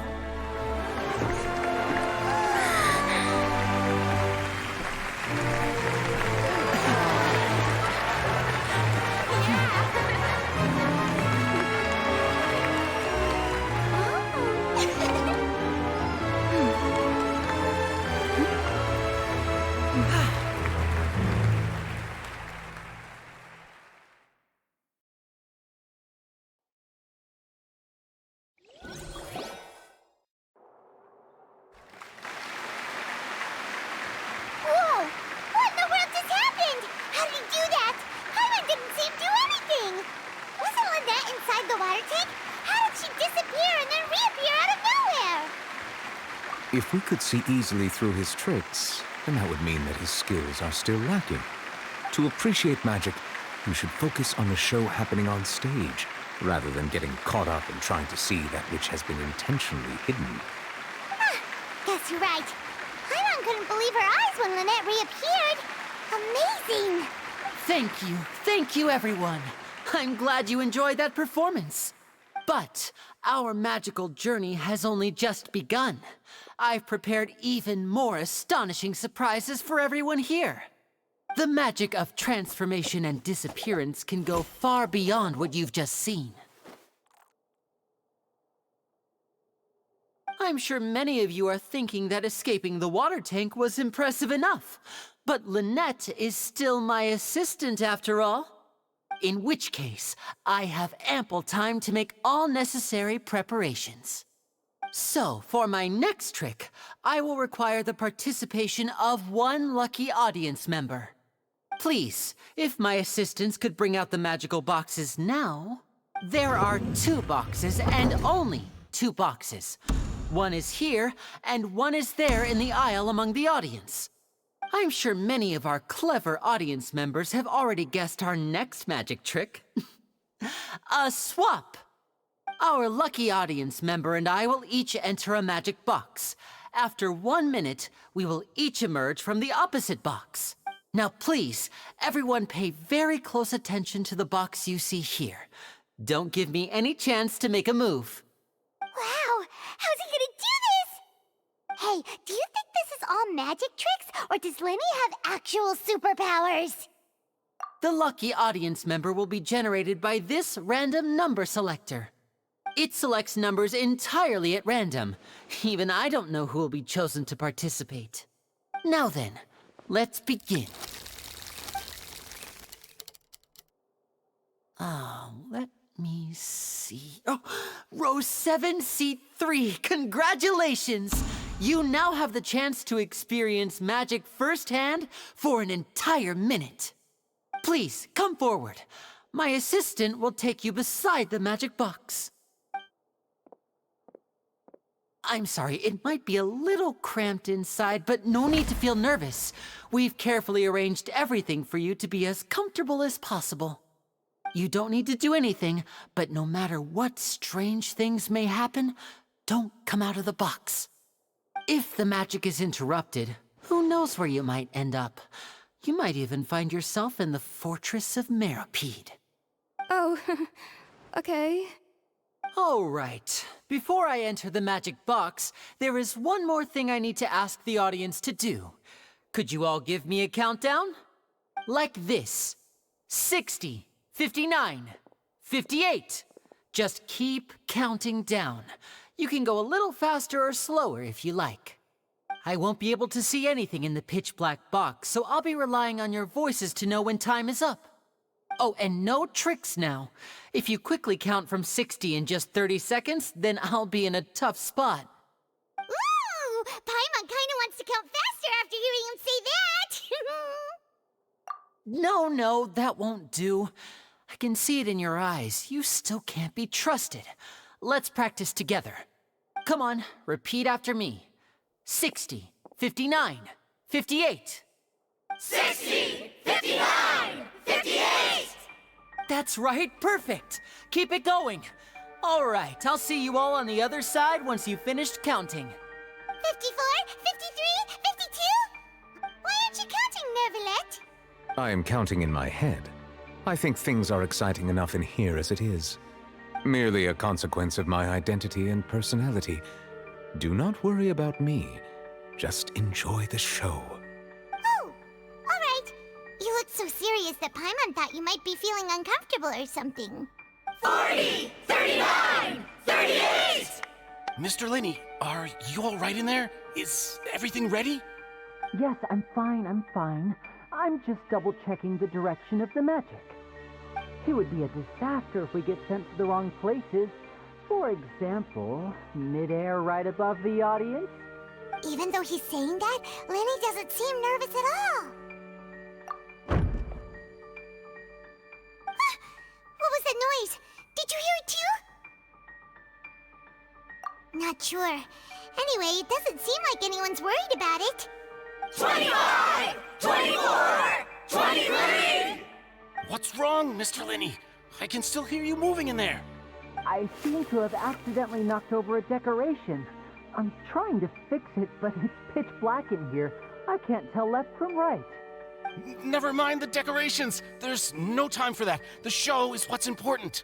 No, that's unacceptable. I want my show to be perfect. Don't worry, we still have 20 seconds. Hear them counting? 19! 18! 17! It seems things aren't quite going as planned. I apologize, everyone. It feels like you're all starting to count faster, but that's all right. I know it can be tiring to do such a long countdown. 10 seconds and change is still plenty of time. 10! Almost there now. 8! Whew. Swapping two people is harder work than you might think. Even a master magician like me can't guarantee I'll get it right the first time. Hey, wait! Is this the back one? I can't tell. They both look the same inside. Huh? No, that's not it. I'll try again. 7! Hey, slow down! Honestly! 5! 4! 3! Whoops! That doesn't count! 0!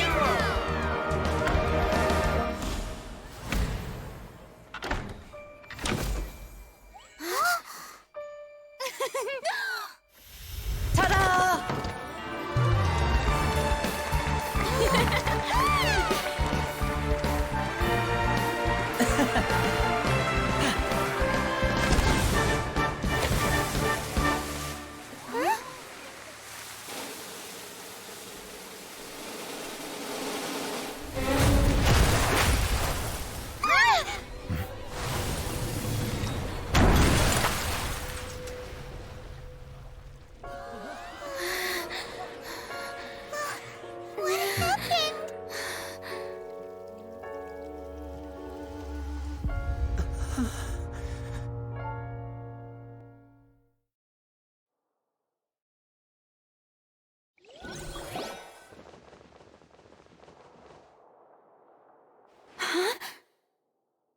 Is this part of the show? Mr. Linney, you're going to use magic to fix the stage now, right? What happened? Oh no. Maybe this isn't part of the show.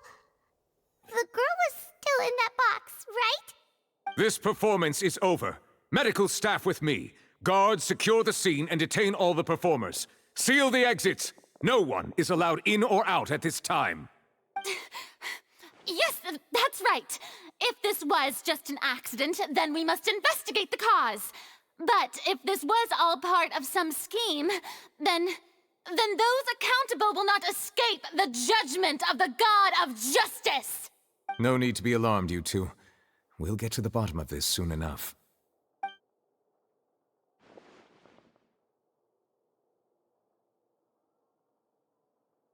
Unfortunately, the person who is in the magic box has been pronounced dead. His name was Cowell, one of the assistants in Linney's magic troupe. Apparently, the fireworks on stage ignited the ropes that were suspending the water tank, which then caused the tank to fall onto the stage. As of now, we are still not sure why we found Cowell in the box, rather than the guest from the audience. And after an initial search of the area, the guards have confirmed that the girl is nowhere to be found. It appears that this incident was not merely some mishap with the performance, and there are many indications that it is connected with the case of the serial disappearances of young women. The serial disappearances case? That's the case that Charlotte mentioned before! I know the truth. I can see through the whole thing. Really, using such a shallow and obvious mystery as his finale, did he really underestimate us that badly? I say that our powerful magician, Mr. Linney, is now the prime suspect for the serial disappearances case. Huh? Why me? This whole thing was an accident. No, this all occurred during your magic show, did it not? The missing girl disappeared after being chosen, did she not? The deceased is one of your assistants, is he not? Now that I think about it, that whole speech about magicians making things disappear was nothing more than a provocation, a bald-faced challenge. That can't be right. How can Lenny do this? He was in the box on the stage the entire time. We can even hear his voice. Besides, before the show, he told us that he would like to catch the criminal behind the disappearances. He couldn't possibly mean catching himself. Save discussion for a later time, please. Lady Farina, may I assume that your comments just now constitute an accusation against Mr. Linney and his associates, and that you are pressing charges? Huh? I just think that he... Well, I think it might be a little early to talk about formally pressing charges. But what Lady Farina said just now makes perfect sense. Looks like she's gonna personally deliver justice. A kidnapping and murder carried out under the cover of a magic show. Lady Farina said it all. I mean, of course, my dear people. But what excites me even more than the obvious truth before our eyes is the opponent I'll be facing. That's right. I mean you, Traveler. You'll support Lenny, won't you? After all, he was the one who helped you the first time we met. Then there's no problem at all. You know, the Traveler and I already had a duel the first time we met. But with Lenny's help, our little duel ended in a draw. But draws really are the most boring possible outcome. So, no more draws. Between the two of us, there must be a clear winner and loser. And what better place to hold such a riveting showdown and decide the true victor than here, on the grandest of stages, the Opera Epiclese. Huh. It wasn't a draw. She obviously lost last time. I understand. Charges have now been pressed, and as such, a trial is in order. Well, Traveler, seems Lady Farina has set you in her sights. But putting her dramatic rhetoric aside for a moment, I would like to ask you, are you willing to act as Mr. Linney's attorney and defend him in this case? Very well. The trial will be held a day from now in the Opera House. Both sides may investigate the scene to build their cases and search for the truth. Linney and his troupe are all potential suspects and shall remain within the Opera House. The audience may begin to leave in an orderly fashion once they have been cleared by the guards. A day isn't that long. Let's see what kind of case this big-shot outlander can build in such a short amount of time. I'm really quite looking forward to hearing it.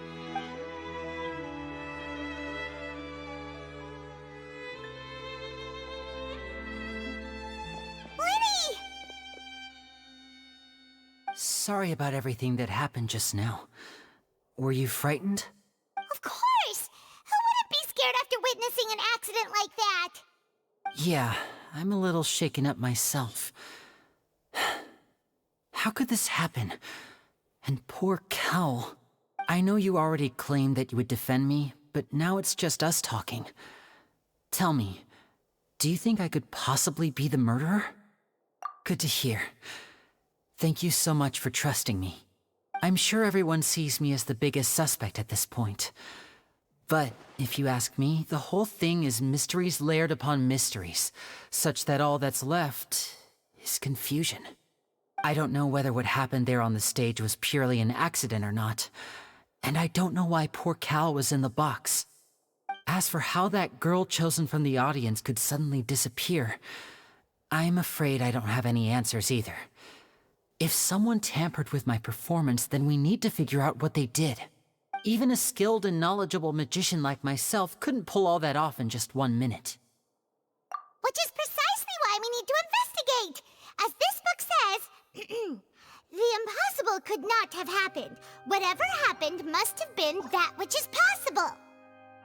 Paimon Banda them when we were reading at the bookshop in the city earlier. Pretty cool, huh? Don't worry, Paimon used her own savings to buy them. It wasn't from our travel funds. I think they look cute on you, Paimon. You have good taste, Lynette. That's the right attitude. Feeling depressed isn't going to help me now. I need to get back to my normal self. But with the guards watching our every move, it's going to be especially difficult for Lynette and I to prove our own innocence. Good thing you agreed to be our attorneys. Thanks for that. We'll be counting on you. Yes, thank you so much. Yeah, just leave it to us. Oh, since we're going to start investigating, Paimon has a question first. Where did Lynette go during the performance? Ah, well, I'm afraid that would involve some of our essential trade secrets as magicians. The secrets behind our magic are past saving, Linny. I suppose you're right. The truth behind our tricks is going to be important evidence that will be weighted during the trial. 'Tis truly a pity. As a magician, our magic show is a work of art. We've poured countless hours and spared no effort in perfecting it. But if revealing our secrets will help you uncover the truth behind what happened, then it will be well worth it. We should go somewhere else if we're going to discuss our magic tricks. We'll go speak with the guards, and in the meantime, you can go investigate the stage and the seating areas. Alright, let's go have a look while the investigation teams are still here. Detective Paimon is on the case!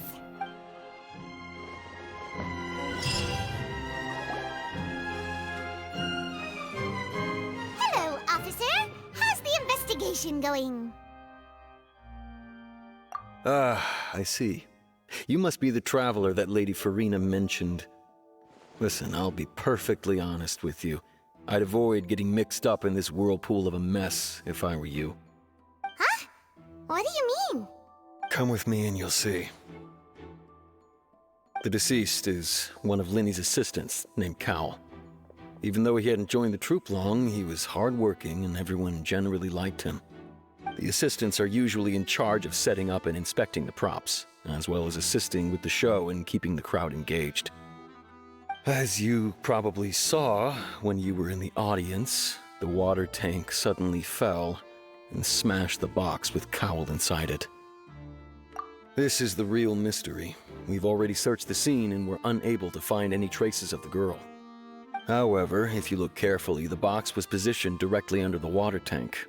The ropes holding the tank were then burned by the pyrotechnics on stage, causing them to snap. All these factors lining up so perfectly makes it hard to see this as a mere accident. If anything, the more logical explanation is that the whole incident was intentionally planned, and Linny is the most likely person to have access to all these areas. But he doesn't have a motive! Are you both good friends of his?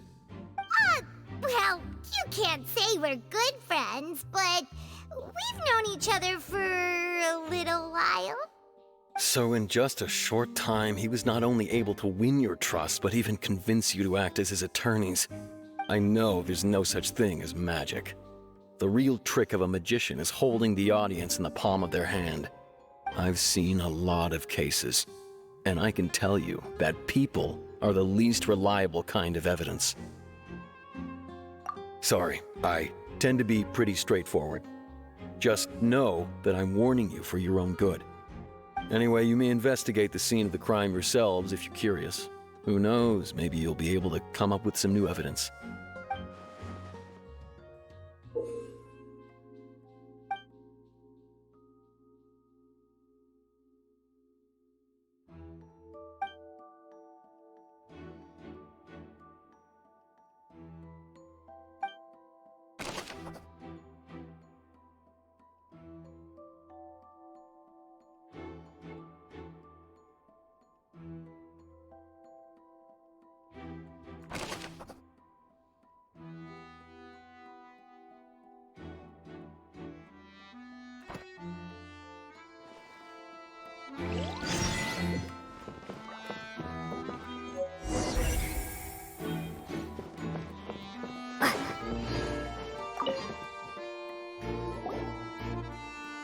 The investigation team has some new findings. Turns out there's an issue with the random number selector after all. See, I told you. What if the machine picked some big guy's seat? You think the murderer would have still made his move then? Sorry to interrupt, but we're helping Linny and Lynette with their side of the investigation. What were you saying about the number selector? There's something wrong with it? You're trying to help them? That'll be a tall order. Linny used the machine to pick a random member of the audience during his performance, right? The lucky girl that later disappeared. Well, we thought there might be a serious problem with the machine, so we had it taken away for further inspection. It turns out that the seat number it picked wasn't random at all. The machine picks that same number every time. I'm sure you already know that you have to make a reservation in advance to get a seat, regardless of whether it's a trial or some performance. In other words, Linny knew who would be sitting where from the very beginning. That much checks out. Linny reserved our seats for us, too. Bet you see why I was saying it'd be tough to make a case for Linny. Even though it's bad for Linny's case, Paimon had better write it down.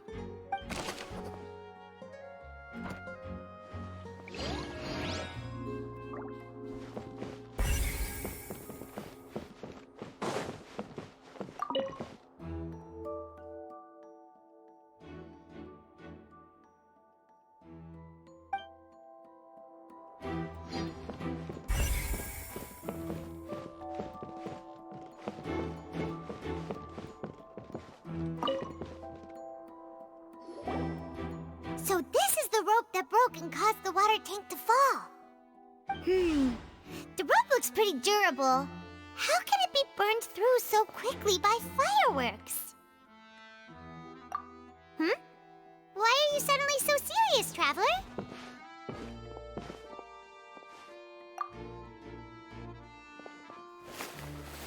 Whoa! Look! This bit is made from different material! Most of it was burned away, but there's still a little bit of it left. So if a rope meant to hold something was made with that kind of material in it, then that means... Wait! Paimon should write all this down! Let's take notes!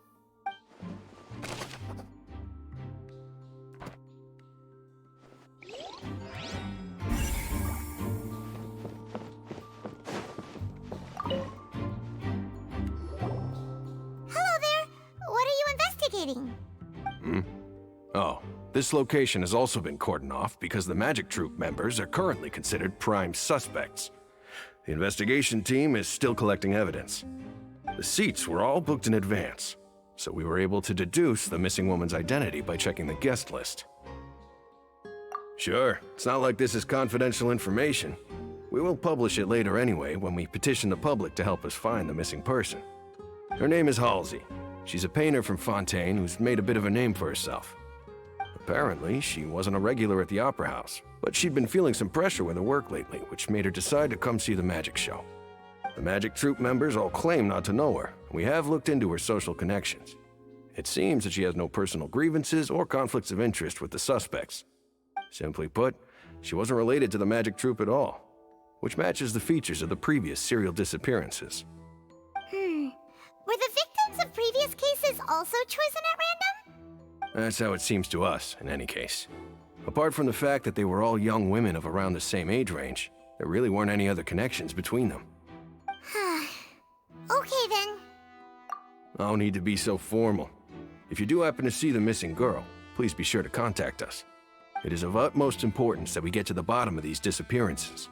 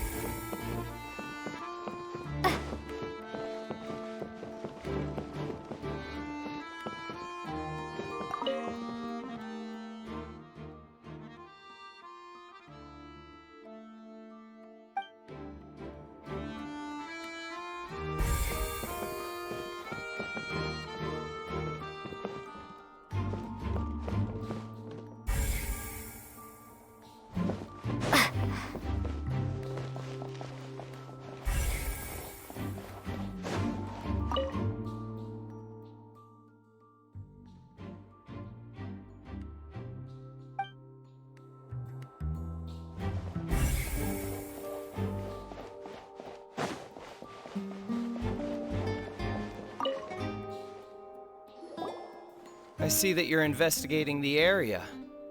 Well, it just so happens that I'm interested too. If you find any new and interesting leads, be sure to share them with me, all right? We don't have too many thoughts yet. Then why don't I tell you my hypothesis first? The way I see it. It all started with that loud thud. The thud? Oh, you mean the sound that happened during the countdown? Yes, exactly. It wasn't terribly loud, but I suspect that most people heard it.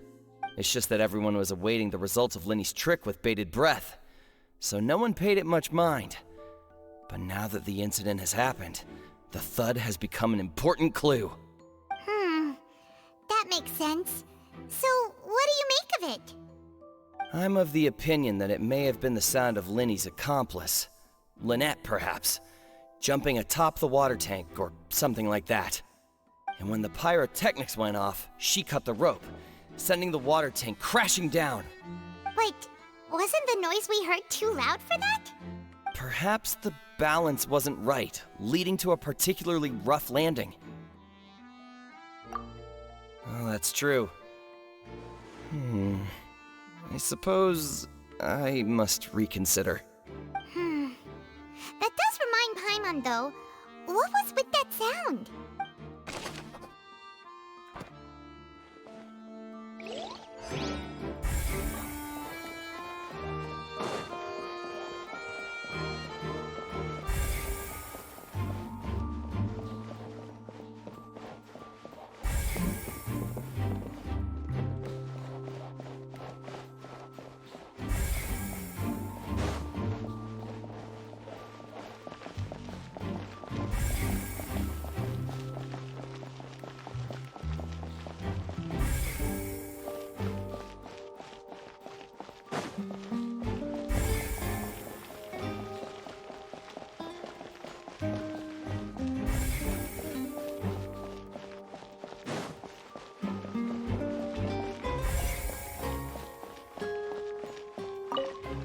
Linny's still talking to the guards. It seems he'll have a lot of explaining to do. I think someone will be assigned to monitor us later, but that's alright.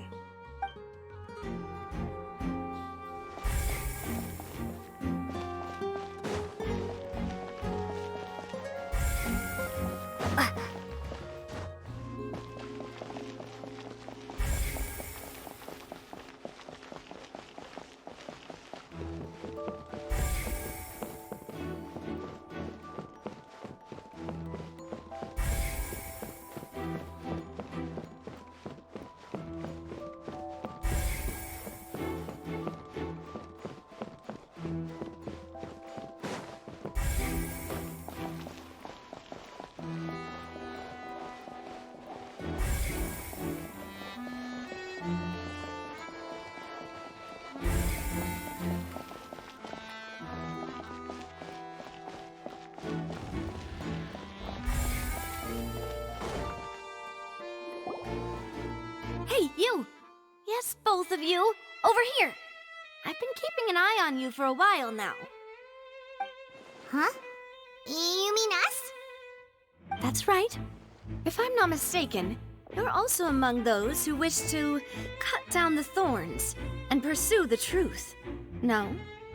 And by the looks of it, you're not from Fontaine. Well, you're right on the more about that one, but who are you? Have you never heard of the Spina di Rosula? From mediating disputes and providing protection to solving conundrums, you name it, Spina di Rosula does it. And I, Navia, have the honor of being its renowned president. Though those who play by our rules call me boss. I'm Silver, her attendant. Pleased to meet you. And I'm Melus. Demoiselle's various daily needs and affairs are under my purview. Huh? Boss? Demoiselle? What gives with the names? Well, I am the second generation president. Melus and the others are still used to my previous title. My apologies, Demoiselle. Should you prefer, boss, I will endeavor to use that instead. No need. You don't have to call me boss. Just Navia is fine. Okay, if you say so. Not that we're members of Spina di Rasula anyway. All merely trifling details. Never mind. Now, back to the situation at hand. That's right. I've always kept an eye on the serial disappearance cases. My interest stems from a matter back from my father's time. Judging from the look of things, I find Linny an unlikely mastermind. Really? We think so too! That's why we're looking for clues now. But how did you come to that conclusion? Intuition, naturally. My unparalleled intuition. Farina sure was quick to point the finger at Linny without any decisive evidence whatsoever, wasn't she?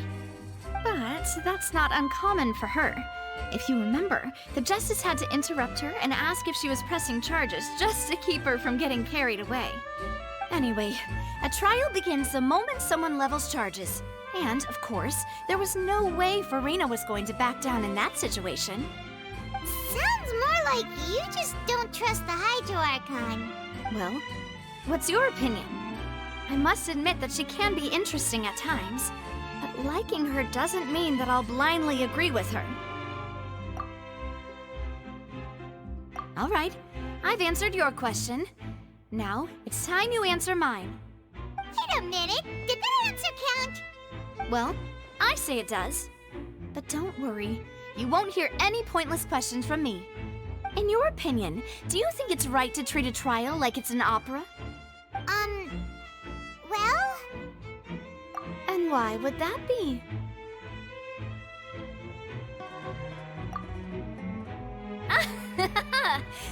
See, Silver and Maloose?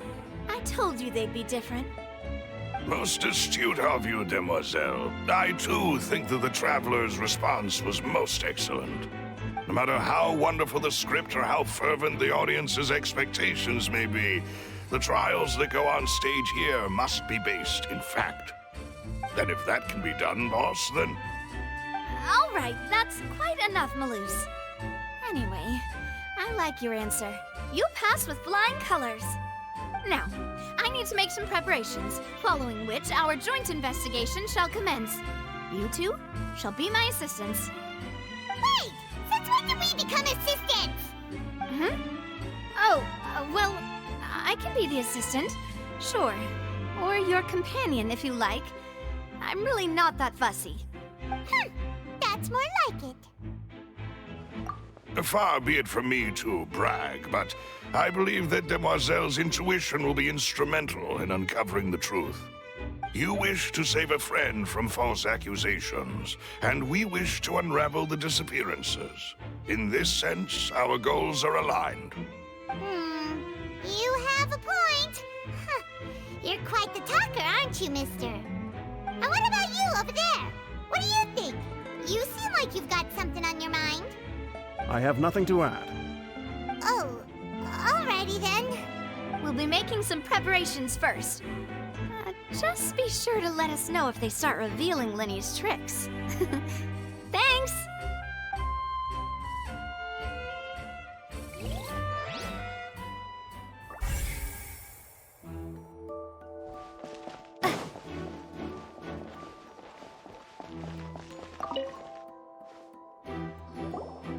Sorry, but no one can freely enter or exit the Opera House at the moment. If you wish to leave, you must register your identity with us first. No, we're not leaving. We're representing Linny and Lynette as attorneys, so we're investigating the case. Were you always guarding this entrance? Yes. After the Chief Justice gave the order, everyone coming in or out must undergo a strict inspection. So, the missing girl couldn't have left from here. At least, not from that point on. I doubt there was much opportunity then, either. How can you be so sure, Well, because I was in charge of security near the entrance at that time. I couldn't see Linny's performance from here, which was quite a shame. Just my luck. But still, I did not abandon my post, and I stayed put no matter how loud the applause was. If someone had so much as even approached the door, I would have noticed it, let alone if they had tried to leave. We Melusines are good at that sort of thing, you know. So, it's safe to say the girl couldn't have left through here. Alright, thank you for your help. This'll be useful info.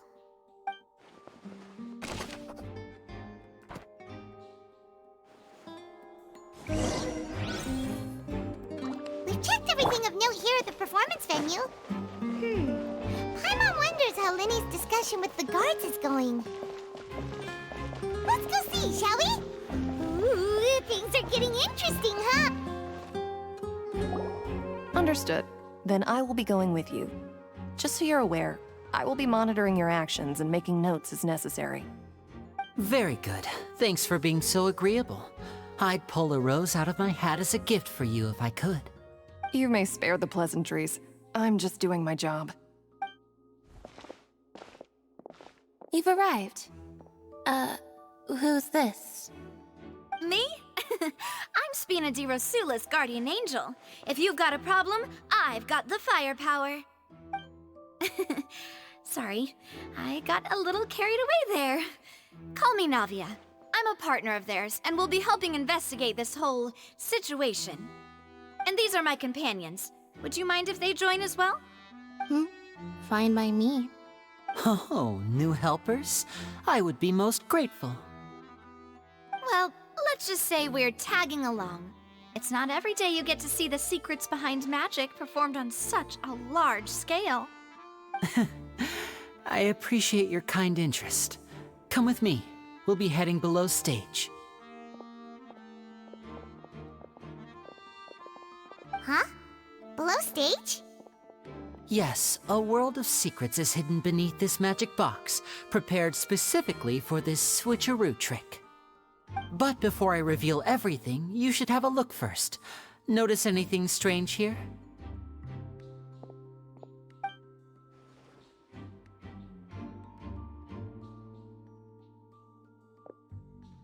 I'm not trying to be dramatic. Remembering the details of a trick will help you understand the methods used to perform it more easily.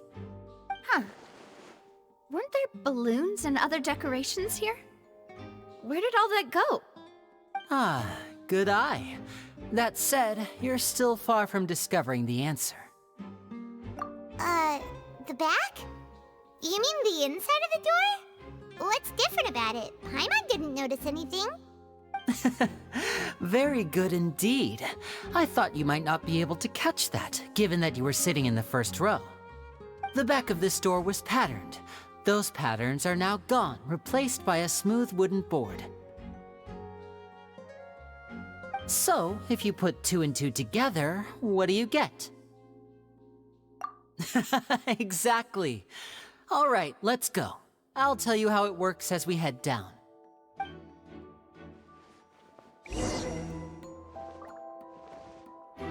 Oh, so there was a passageway under the magic box!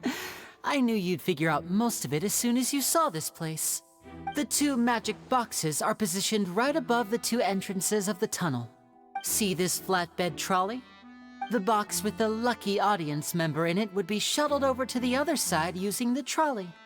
This trolley can raise and lower and even rotate, ensuring that the box will face in the right direction. I see.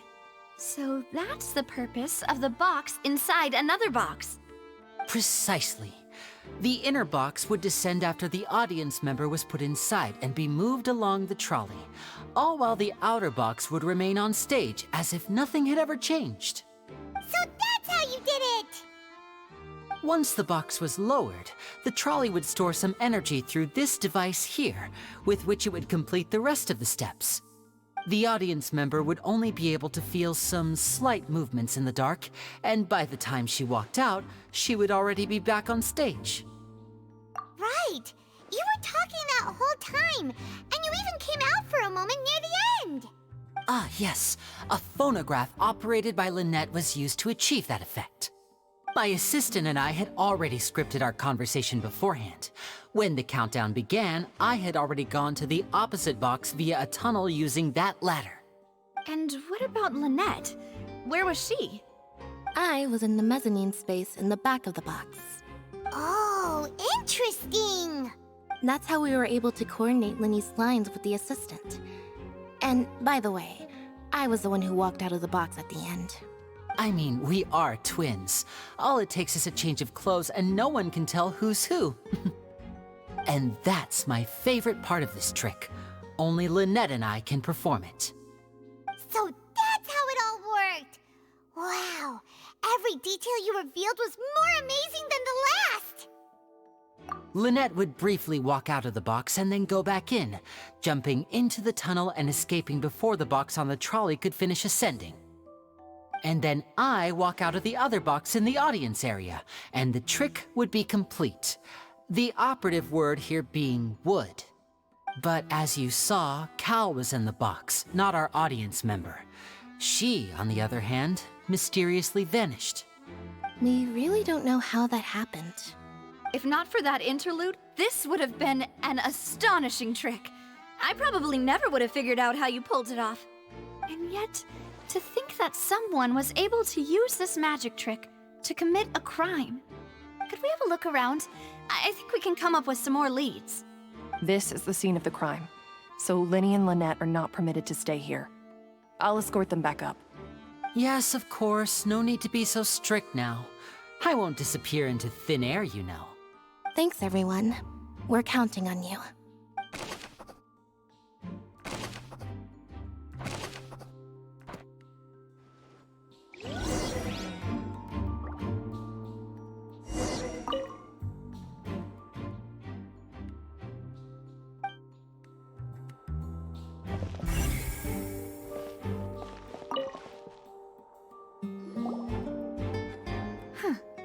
What's this? Looks like a hook tied to the end of a rope. Huh? There's all kinds of odds and ends here. Perhaps it was a prop for a different trick. But why would it have been left here? Whatever it is, let's make a note of it first.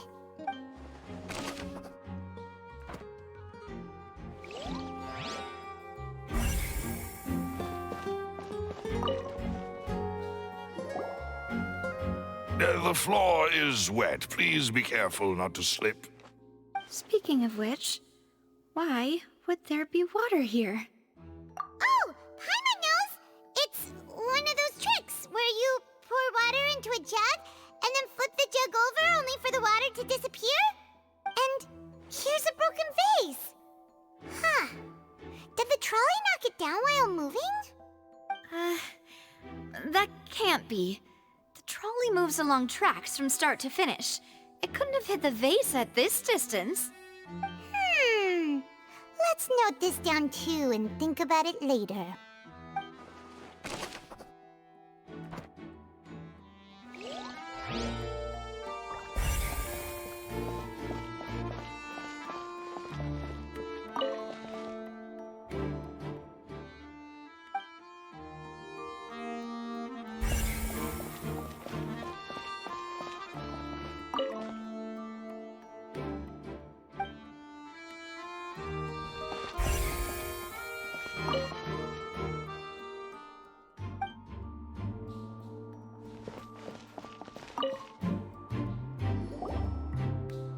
What is this place?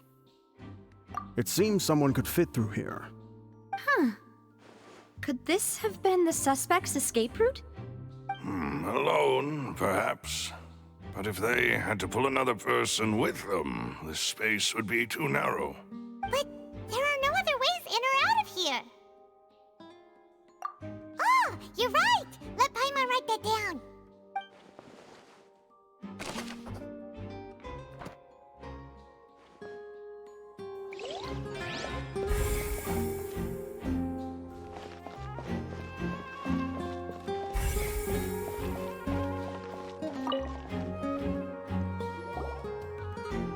Oh, these are the clothes that the lady chosen from the audience was wearing, right? Her clothes are here, but she's nowhere to be found. Right. And do you really need to do that if you're kidnapping them? Ugh, this is so confusing. Paimon doesn't want to be a detective anymore.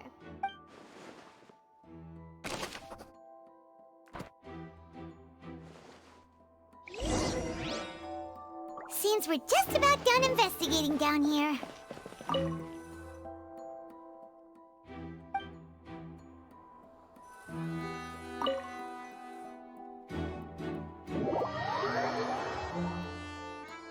Yes, let's head back. Well, we've ascertained the state of the crime scene. Let's find a place to sort out our findings once Malus returns. Seems to me that there are several things that don't add up here. Apologies for the wait, demoiselle. So, what did the guards say? Did the criminal escape through the vent? They believe the odds of that are very low, since the vent leads to the Opera House's basement. The guards have checked the area carefully. No one left through the basement during the performance or after the incident, and no one was found hiding there. So the tunnel's become like a secret chamber then! You know, like the kind you usually see in novels! The plot thickens. Halsey's disappearance and Cowell's death are both quite inexplicable. No wonder Farina was so confident in her accusation. All the current evidence points toward Linny and Lynette. In other words, the charges are very likely to be upheld unless we make some considerable progress. Charges and then trial. So if the charges are upheld, they'll announce a sentence? That's right.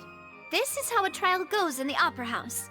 During the proceedings, the Chief Justice and the Oratrice will hear statements from both sides. That's right. This is how indemnitium is produced. The statements from both sides, the defenses from attorneys, witness testimonies, and even the audience's emotions will all be projected on the Oratrice. To put it simply, it's as if the Oratrice has its own will, and is a judge in its own right. This also precludes any kind of favoritism on the part of the Chief Justice. Not that this has ever happened anyway. Once both sides have finished speaking, the Chief Justice will make his final decision.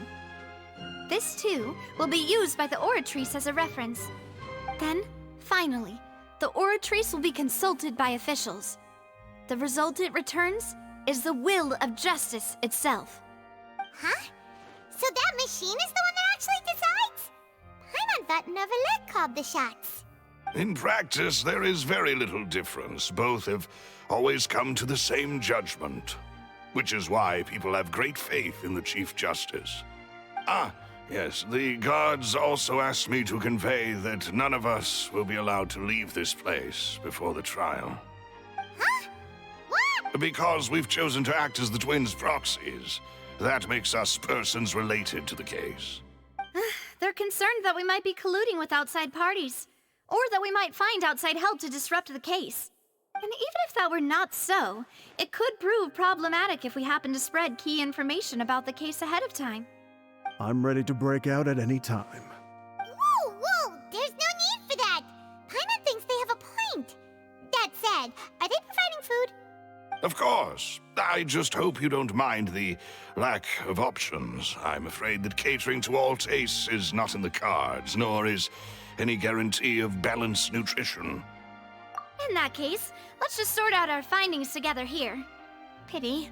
I was hoping to take you to try some of Fontaine's famous desserts, too. I mean, what better way to properly think through our findings than over some tea and sweets? Huh. Breaking out suddenly doesn't seem like such a bad idea after all. Just kidding, just kidding. Paimon will still do her best, even if there are no snacks. What do you mean, no snacks? Of course we'll have snacks.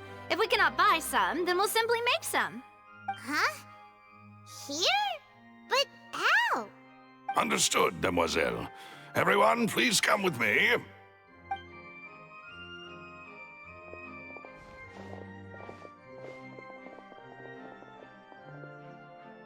Wait, you're carrying a portable stove with you? Yes, I must be prepared to meet the demoiselle's baking needs whenever the fancy strikes her. I have eggs, sugar, and almonds at the ready. Good work, you two. Then I'll get to it. Please sit tight for a moment. You'll get to taste my awesome snacks soon enough. These three are quite the interesting group.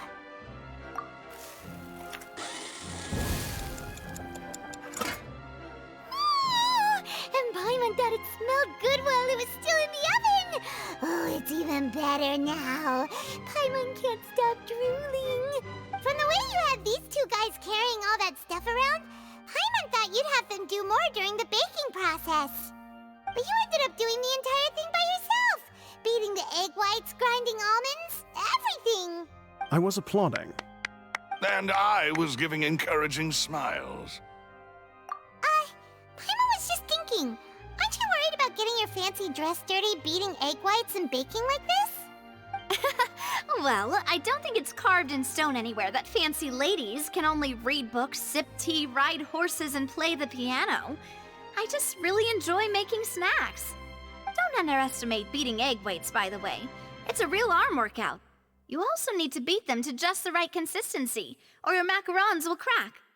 Anyway, give these a try, fresh out of the oven. There's 3 for each of us. Only 3? Well, eating too many sweet treats might send all that sugar to your head. You wouldn't be able to think clearly about the case on a sugar rush, would you? Tea is ready to be served as well. This is Demoiselle's favorite, strong black tea with a floral fragrance that clears the mind and lifts the spirit. No need for concern. I'm merely doing as I should.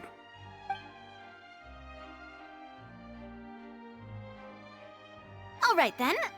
Down to business.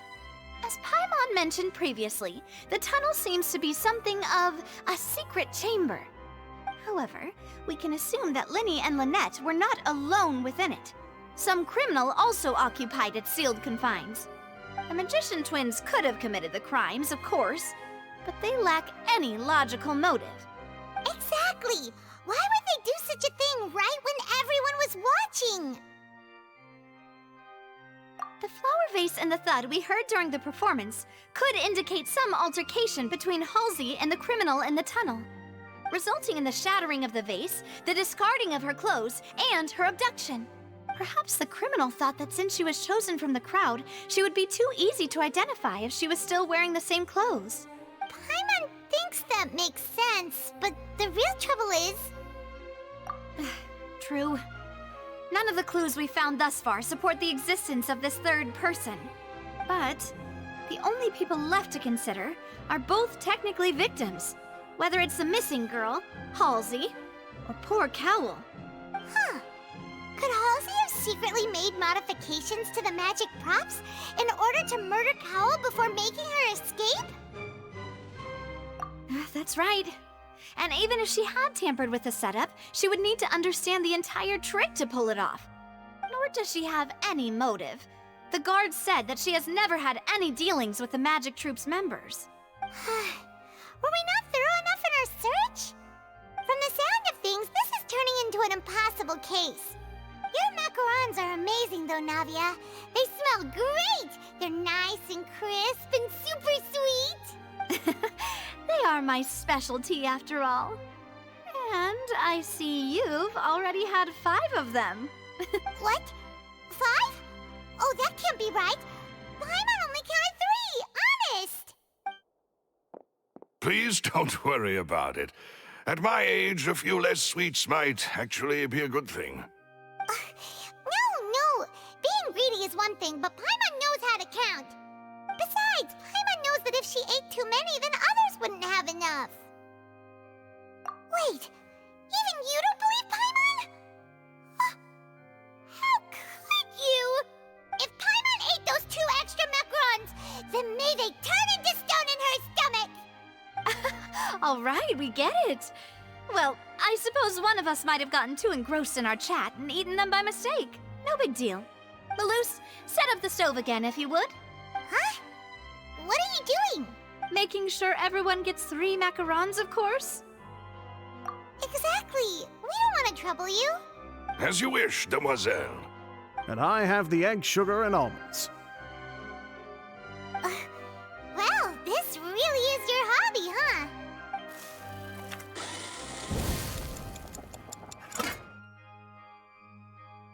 Well, that's it for snack time. I'm going to have another look around the area. I don't know what we're looking for yet, but we've still got some time. As attorneys, I suggest the 2 of you think the case over again. It would be awkward if you got all tongue-tied on stage during the trial. Alright, thanks for your help, and for the snacks. It was nothing. A small task for the Spina di Rosula. Silver, Maloose, it's time to go. I'll be back if I find anything new.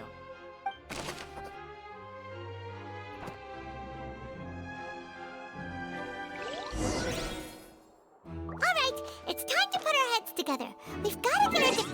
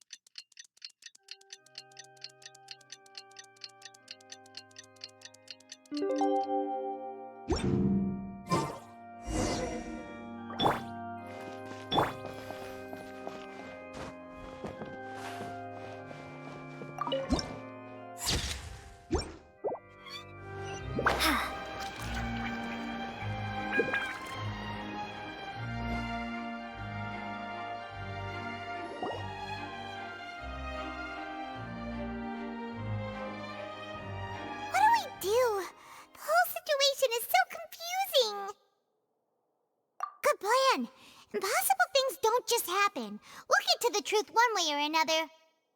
Just relax. Even if everyone else suspects Lenny and Lynette, at least we will be supporting them from the stands. Besides, I doubt Farina understands any more about what happened than we do. Thanks, Navia. Well, we'll be going then. Best of luck to you.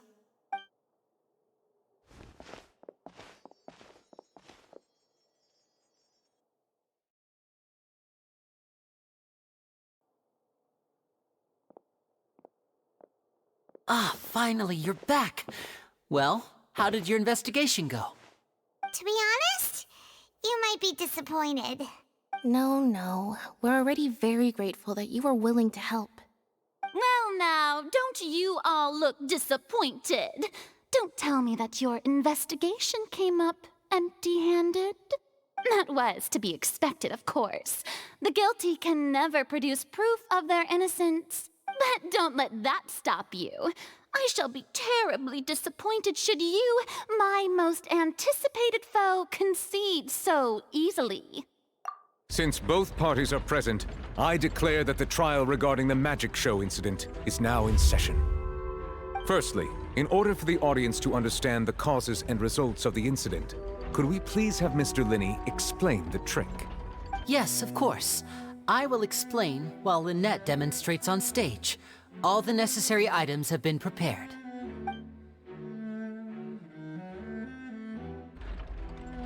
Thank you, Mr. Linney.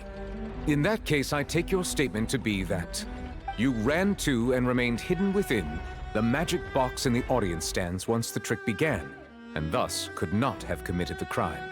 Is this correct? Yes, that's correct, Your Honor. In that case, I call upon the prosecution. Lady Farina, do you wish to refute his statement in any way? Why, of course I do. Allow me to take the first shot and break this case wide open. Mr. Linney is clearly lying. There is no way you could have been in the box the whole time if you were to abduct Halsey and murder Cowell. In fact, I'd say you were hardly in that tunnel at all. That is simply your hypothesis based on the presumption that I'm guilty. Oh, is that so? And if I may ask, what did you hear while you were inside your box? The roaring countdown of the crowd, of course. That's how I kept track of the time and built anticipation for the finale. And you didn't hear anything else at all? Nothing that might leave an impression of any kind? No, nothing. I see. But when the count reached 30 seconds or so, there was a thud. One so loud that I believe practically everyone heard it. Huh? Hey, hang on. Something's not right here. Yeah, I'm sure he could have heard a noise that loud from inside the box. I was right by the box and I definitely heard the thud. Look at those scales. Could those mean... Well then, ladies and gentlemen, allow me to use the words of the magician himself. You never know what can happen in the blink of an eye. Indeed, it seems his alibi can also collapse in the blink of an eye. Of course, I have armed myself to do far more than smash your alibi. Confidence cannot go unfounded, and my foundations are rock solid. Tell me, aren't you and Lynette actually from the House of the Hearth? The House of the Hearth?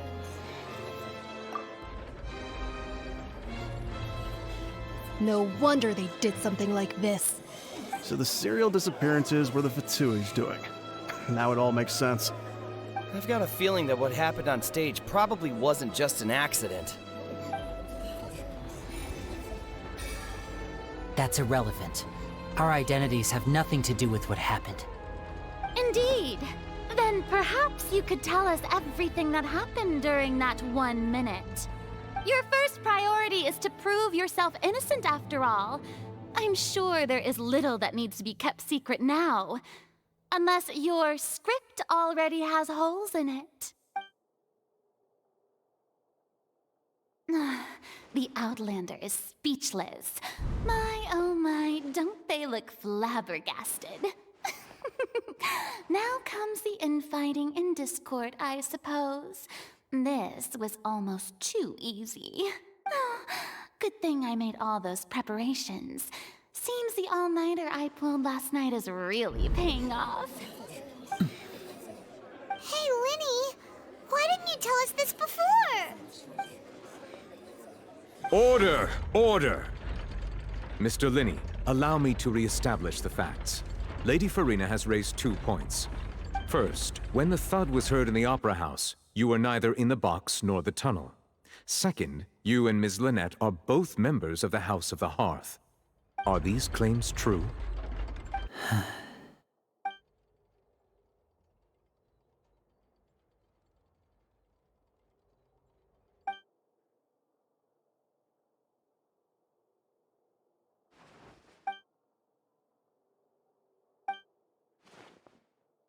Please answer my question, Mr. Linney. I'm sorry. Yes, they're true, Your Honor. I knew it! Well, that's it. We might as well move on to the sentencing already. What should we do now? Granted. In that case, what is your request? Is that really necessary? They're already as good as guilty. The defendant deceived their own attorneys. What is there left to discuss? Order! Order, I say! Your request is reasonable, and we shall adjourn. This trial will reconvene in 1 hour. So you would stick to Mr. Linney's defense even after knowing what you do now?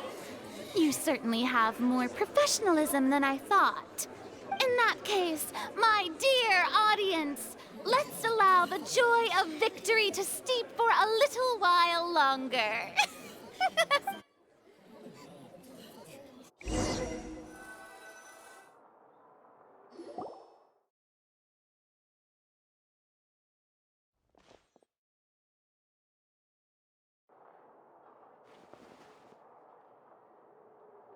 Well, this is awkward.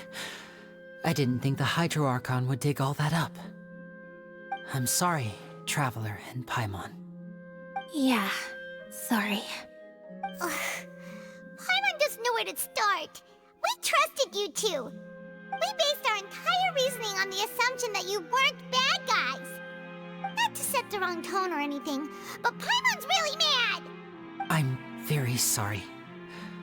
I know you're angry, and reasonably so, but please, let me explain. I know you've clashed with the Fatui several times before. I wouldn't be surprised if just hearing the word is enough to make you upset. But our organization is very, very large, and the Harbingers have very different personalities and goals. Right now, we want to save people. As many as we can. That's right. I'm sure we're on the same page when it comes to this nation and the disaster that its people might face.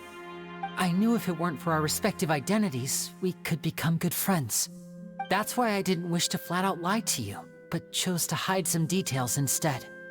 The truth is very important, but being completely transparent about everything would see us spending more effort than we need to.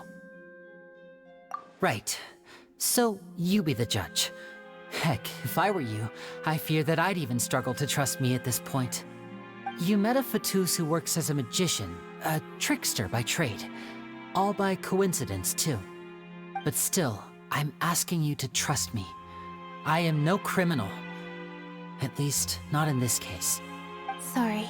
Please forgive us. Well, you both say that, but... Right. Let's hear your answer first, and no lies now! Of course. I'll answer any question you ask. We've been trying to find out how the Oratrice operates. We want to know why it has a consciousness. Why can it deliver sentences accurately? During our investigations, we learned that the machine's core is beneath it. From that moment on, Lynette and I have been designing this box swap trick, with the objective of getting close to the core. Is that why you needed a whole minute? That's right. In truth, the audience would take about 75 seconds to count down from 60, while I would only need 15 to get to the opposite box. So, after jumping into the tunnel, I accessed the Opera House basement via the vent, and went to investigate the room in which the core is stored. That air vent was created during the construction of the tunnel specifically to execute this step. Well, nothing. As soon as I reached that room and was about to investigate, I heard someone's voice. Which should have been impossible, of course. I was quite certain that I was the only one in the room. That voice seemed to recognize me and tried to speak to me. I chose to err on the side of caution and retreated the way I came. On the way back, I saw the broken vase and the clothes on the ground, but the countdown was almost finished, so there wasn't time to give it any thought. After that, the homicide occurred just as you saw. Well, that explains why you didn't hear the thud. Because of that prophecy I told you about, of course. We must know all we can about this nation's secrets in order to deal with that prophesized crisis. That's the only way we can save everyone. So, there you have it. The whole truth. I swear, I didn't hide anything from you this time. It was never my wish to proceed under this cloud of mistrust either.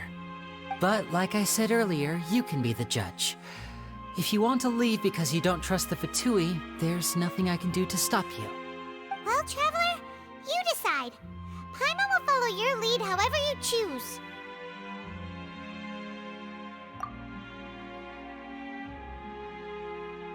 Okay, thank you.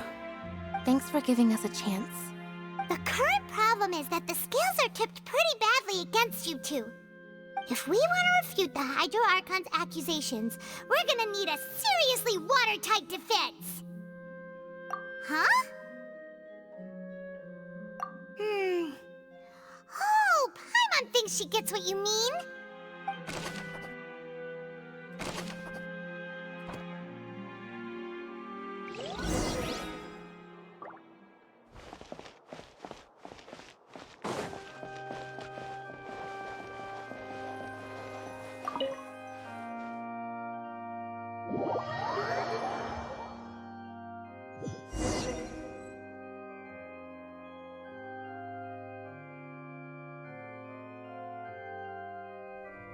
Both parties have returned to their positions. Let us continue the trial. When last we left off, Mr. Linney acknowledged the new evidence presented by Lady Farina as fact. Therefore, Lady Farina may continue stating her reconstruction of the events. Ugh, that took long enough. Now then, if everyone would lend me their attention. At this stage, let's revisit that scene from Linney's perspective.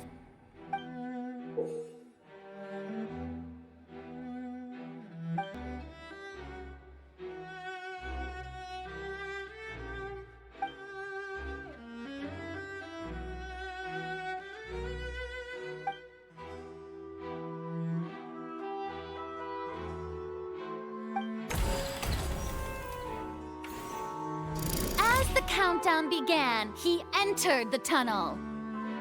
When the flatbed trolley passed, he opened the box and got into an altercation with Halsey, which caused the loud thud. He did not realize that this sound could be heard by everyone in the opera house, which is why he claimed earlier that he could not hear the sound. Finally, he used the vase to knock her out, before making her change clothes to prevent others from recognizing her. At this time, Cowell arrived in the tunnel, having heard that strange noise, and caught Linny red-handed.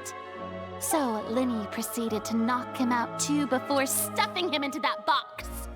Afterward, Linny passed the unconscious Halsey to his accomplice through the magic box in the audience stands, before operating the devices such that Cowell's death would be ruled an accident.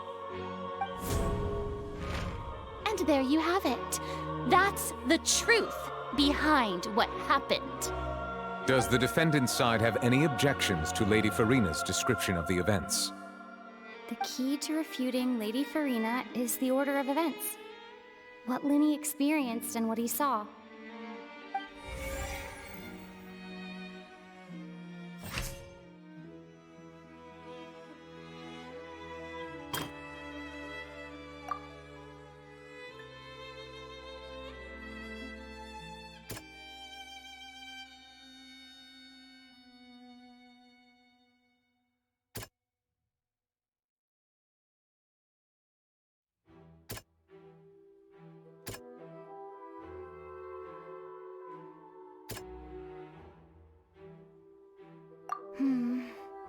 Seems this...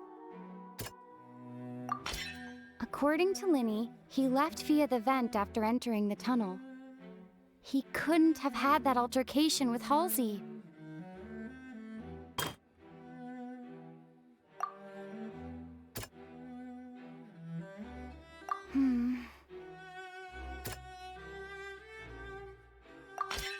Linny went to the room that contains the Oratrice's core.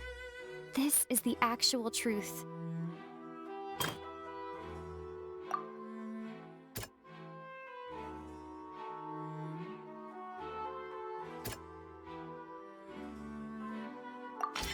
Linny did not take part in the underground altercation.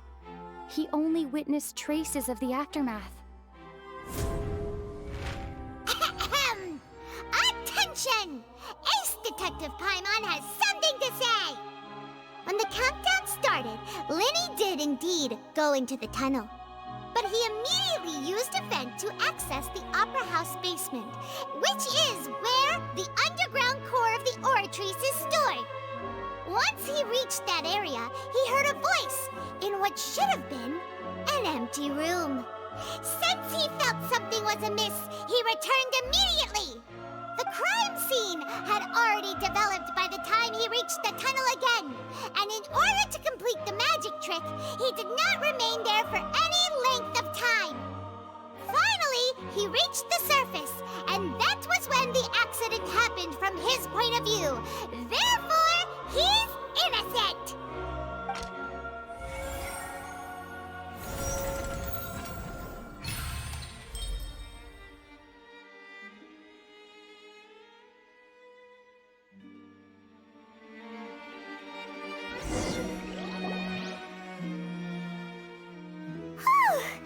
Paimon did it!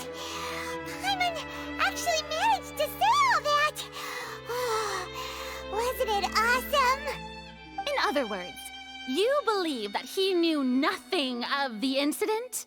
That's right!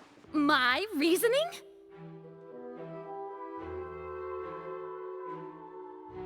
If that's the case, then if Cowell hadn't entered the tunnel, who was the entire setup meant to kill? Assuming that what you say is true, Linny only needed to kidnap the young girl to cause a new disappearance case. What would the point of killing someone on stage be? Oh, they have a point. That's right, you tell him! And that's why they're partners of mine. They've managed to turn things around. Oh, well, Your denial is very strident, I'll give you that. But what proof do you have to back your claims? Of course I do. If he had been in the magic box the whole time, how could he have not heard that sound? Why do you ask? You're saying that he wasn't?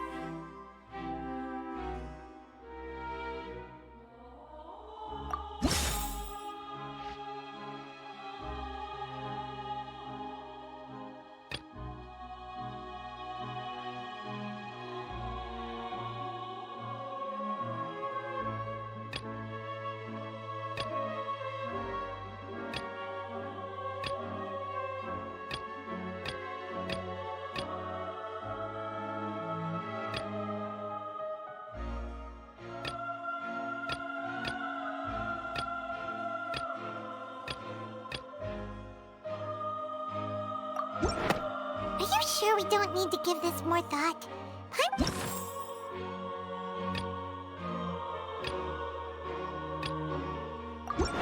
Are you sure we don't need to give this more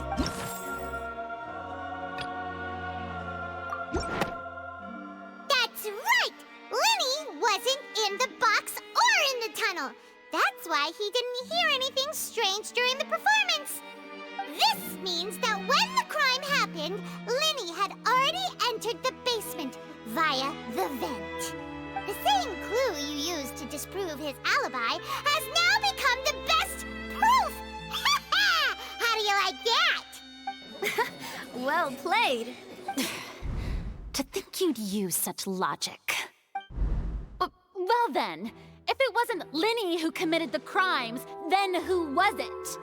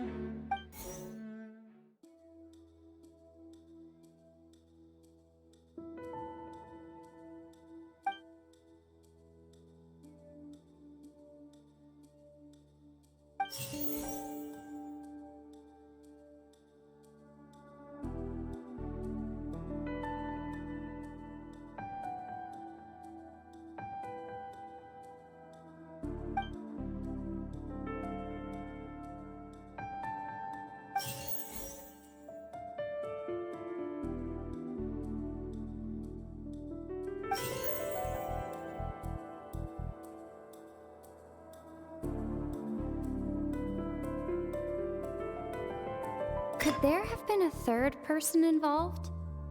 Is that really a possibility?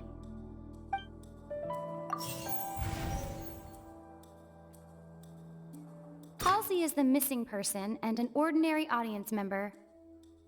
Or did she have her own scheme all along?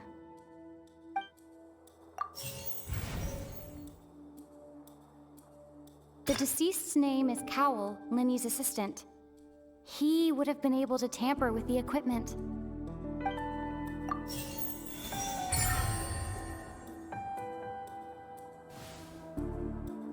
Huh? That can't be right. Are you serious? The killer was, in fact, Cowell, the deceased! Oh, is that so? How interesting! Let's hear your reasoning then. What I must do next is recreate the truth. What Cowell did, and how he went from would-be perpetrator to victim. The deceased's name is Cowell, Lenny's assistant. No one entered or left the Opera House through its entrances. So, where would the criminal have wanted to take Halsey?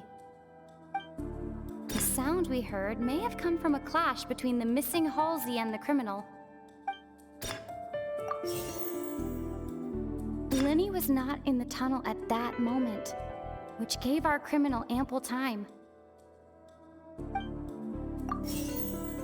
It would have been tough for both people to fit into that vent. They would likely have bumped into Lenny as well. The sound we heard may have come from a clash between... Halsey's clothing was in the tunnel. So there must have been some fear that she would attract attention.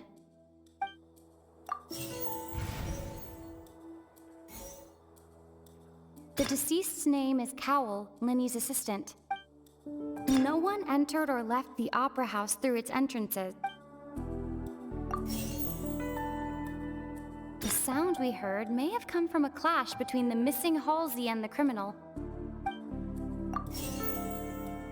Linny was not in the tunnel at that moment, which gave our criminal ample time. It would have been tough for both people to fit into that vent. They would likely have bumped into Linny as well. The deceased's name is Cowell, Linny's...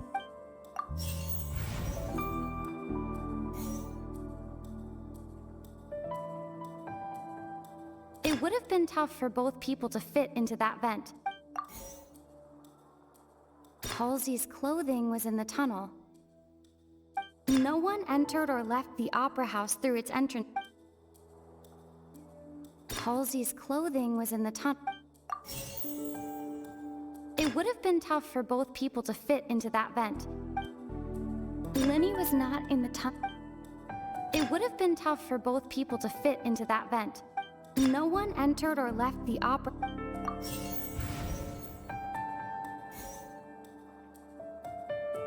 Halsey's clothing was in the tunnel. No one entered or left the opera... It would have been tough for both people to fit into that...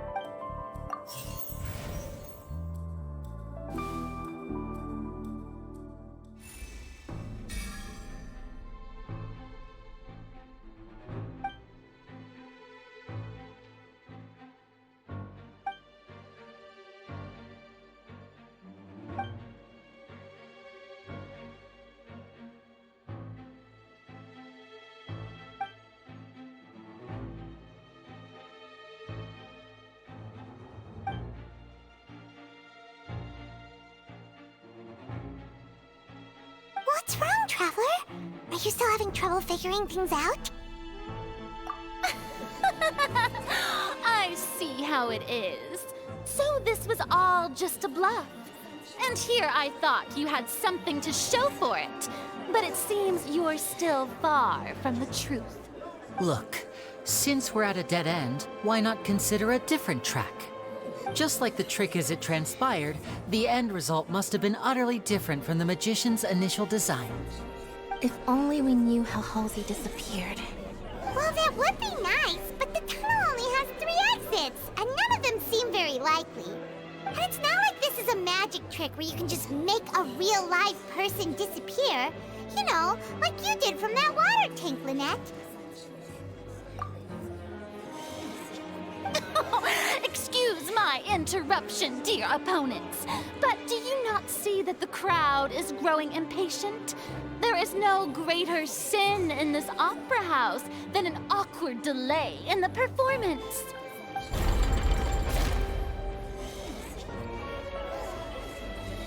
If the defense is unable to make further effective arguments, we will move on to the next stage of the trial.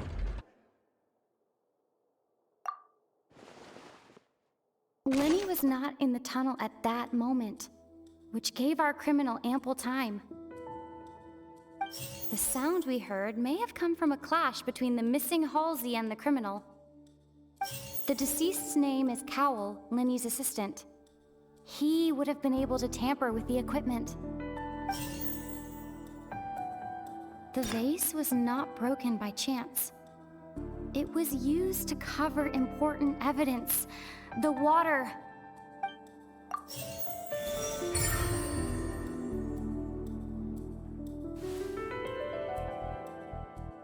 Oh, Paimon gets it! It all comes together if Halsey disappeared instead of being kidnapped. Lynette escaped from the water tank, vanishing gradually and leaving only clothes behind.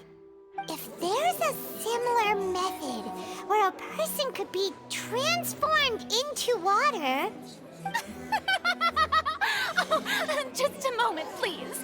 I do hope you know how preposterous you sound at the moment. How could a person ever be transformed into water? This is reality we're talking about here, not some magic trick. Must we really? I should think that of anyone. Your friend Linny already knows this truth very well. Magic tricks are ultimately just illusions and misdirection. But Halsey's disappearance is very real. We're talking about two completely different things. Even so, I trust the Traveler's judgment. The truth must be out there somewhere. Perhaps some new line of reasoning may open if we try to gather all the focal points that don't make sense. Since Cal was the deceased, we haven't placed much attention on him. But given that we aren't making much progress with the case, it wouldn't hurt to have a look at his belongings, would it? People really do come up with all sorts of harebrained schemes when at the end of their rope. The way I see it, your suggestion that we broaden the scope of our investigation is nothing but a tactic for stalling the trial.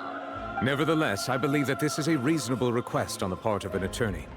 Since the trial does indeed appear to be at an impasse, I believe that additional evidence may help us make more progress. Guards, please step into the lounge and examine the personal effects of the deceased Cowell.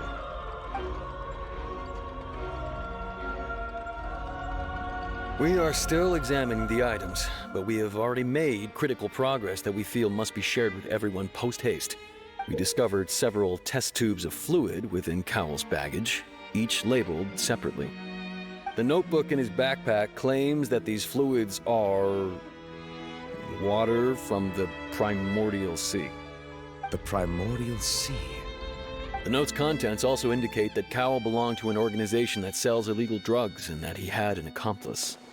The notebook has many entries concerning safe usage of these fluids, in which the keyword dissolve appears many times. One of these tubes was labeled Opera Epiclese, along with yesterday's date. It is empty. The notes also state that these dissolution properties work exclusively on people from Fontaine. It's likely that Halsey was chosen as some sort of test subject. As such, we believe that the defense's hypothesis is, in fact, supported by sufficient evidence. You've got to be kidding! People dissolving into water? Could something so ridiculous actually be true? Wait a moment. This reminds me of a certain prophecy, but it's just a coincidence, isn't it? Huh. If people can become water, does that mean that the water tank's real use was as a means to hide water stains? And if Cowell was targeting that girl... Wait just a minute. Could that mean... You two, with me, quick! Demoiselle, wait! What about your partners? Let's go. Just trust me. Order! Order! It is undeniable that further examination of the deceased's personal effects has yielded some surprising results, but we cannot yet verify the veracity of these clues. Still, let us assume that these clues are indeed authentic, albeit with the understanding that Ms. Halsey has yet to be found. Guards, please continue examining the items along these lines. Mr. Linney, it appears your hypothesis is supported by the evidence, so please continue speaking. Of course. Thank you, Your Honor. If we uphold this hypothesis, I believe that many of this case's seemingly unrelated clues can be connected together. Right! Like the metal hook! That one didn't make sense at all. Let's think about this.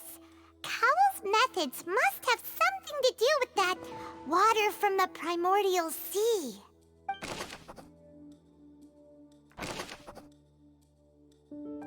Now it seems like the hook rope was not meant for another magic trick, but was instead some form of triggering mechanism. The rope that strung the water tank up was lit by the fireworks and cut. As such, the focus here is on the water and not the tank. The water from the primordial sea should already have been prepped before Halsey entered the magic box. Lynette was in the magic box on stage. I remember there was something else within the inner layer of that box.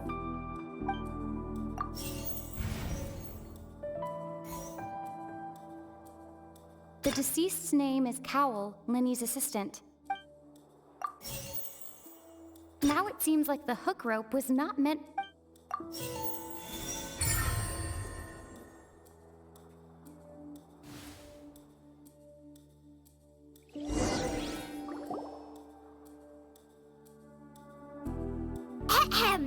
It's Ace Detective Paimon's time to shine again! In the original plan, Cowl would tamper with the water tank rope and the number selector securing his target. When the magic box containing Halsey was lowered, the metal hook would retract gradually and pierce the balloon at the top of the box. When the balloon attached to the box popped, the water from the primordial seed inside it would pour down and dissolve Halsey. Afterward, Cowl would enter the tunnel and break the flower vase to conceal the water inside the tunnel, with the remaining evidence being covered up by the water tank on stage. But he encountered something unexpected in the tunnel and wound up being fatally hit by the same water tank he meant to use to cover his tracks. Huh. That does make sense. That actually links together a lot of the more confusing pieces of evidence.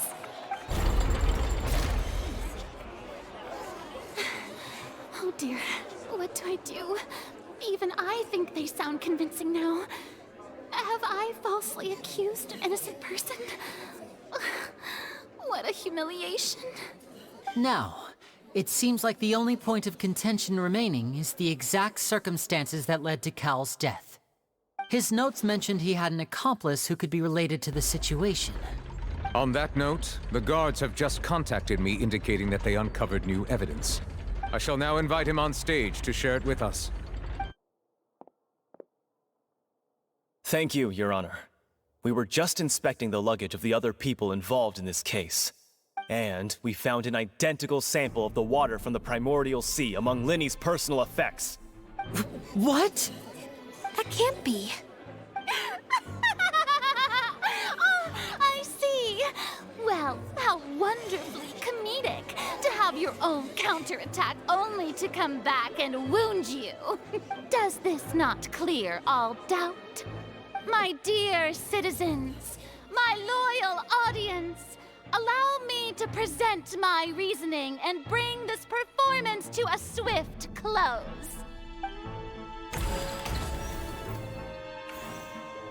Linny did not need to take part in the dissolution of the young woman at all. Indeed, he did leave the scene via the vent.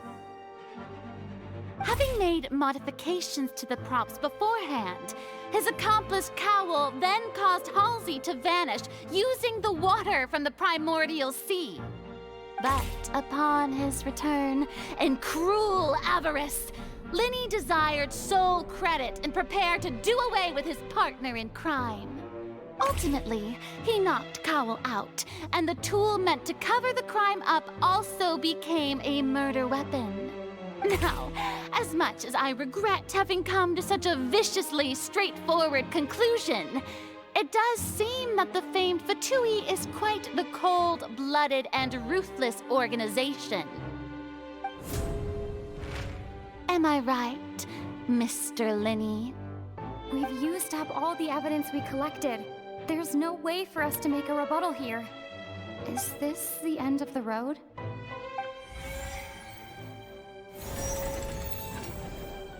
Oh no! Paimon can't think of anything either. It doesn't look like there's any way around this. Seems using the water as new evidence was too good a move.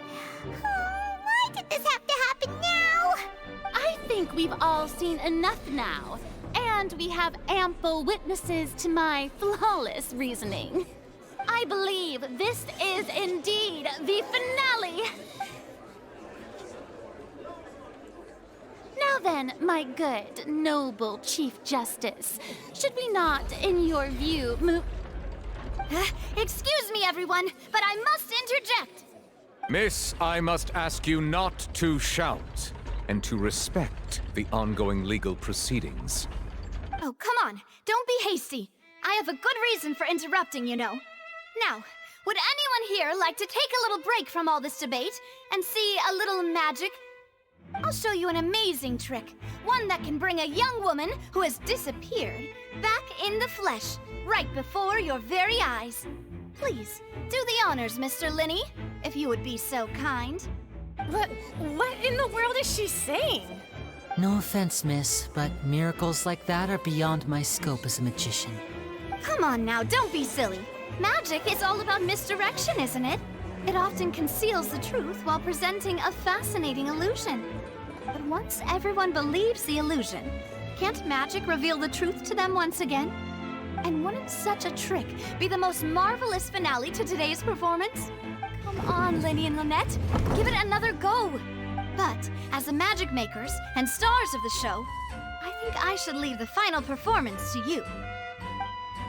I understand.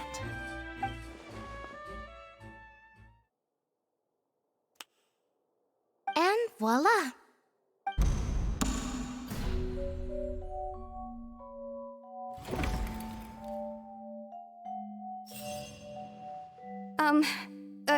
Sorry for the interruption. Wait, isn't that Halsey? So the whole thing about people dissolving wasn't true after all? To be clear, I'm only here because this person told me that if I testified, the merit of doing so would lessen my sentence. I was hiding outside this room listening to the proceedings because I was afraid that I would be the one put on trial. I was just feeling happy that no one had noticed me, and then before I knew it, she caught me. That'll teach you to underestimate us three. Where should I begin? I'm sorry. I'm the one who killed Cowl. I admit it. What? Why? Firstly, my name isn't Halsey. It's Lillian, and I'm originally from Mondstadt. I heard that Linny's show was gonna be a real thriller, but I missed the chance to buy a ticket, so I stole one. That's how I make a living.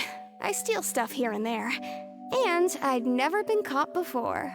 But I was noticed at the harbor a few days ago, and I barely got away. Linny was the one who caught me in the act. Hey, no wonder you look familiar. So you were the thief! Liddy even mentioned that you were pretty skilled. Well, and I thought that would have been the end of it, but then the number selector chose me. He even mentioned the Fortress of Meripede. That's a prison, isn't it? So you can imagine how shocked I was. I thought he was onto me for sure. So I played along with the show while looking for an opening to flee, but then I got water poured on me for no reason, and then someone jumped into the tunnel to nab me. I wasn't going to take that lying down, so I knocked him out and stuffed him into the box. There was nowhere to run from there, though, so I had to change my clothes and hide in a box containing performance costumes. I slipped out after the first guard arrived at the scene and continued hiding inside the opera house. Can a person even hide in there? But I swear I didn't know that the water tank would fall down. Really, I swear it. Had I known that, I wouldn't have put him in the magic box. I may be a thief, but I'm no killer. Well, that makes everything pretty clear now, doesn't it?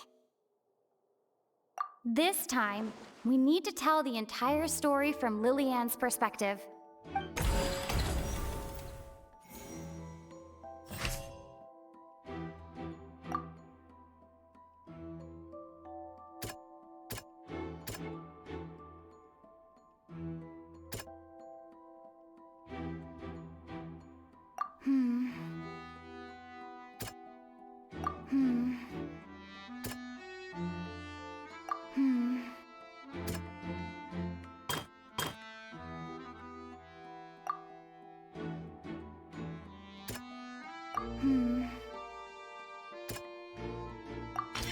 The strange sound wasn't from a fight.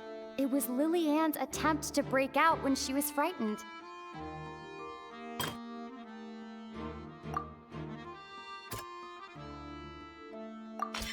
The flower vase was not broken to cover anything up, but was smashed during the struggle between Lillian and Cowl.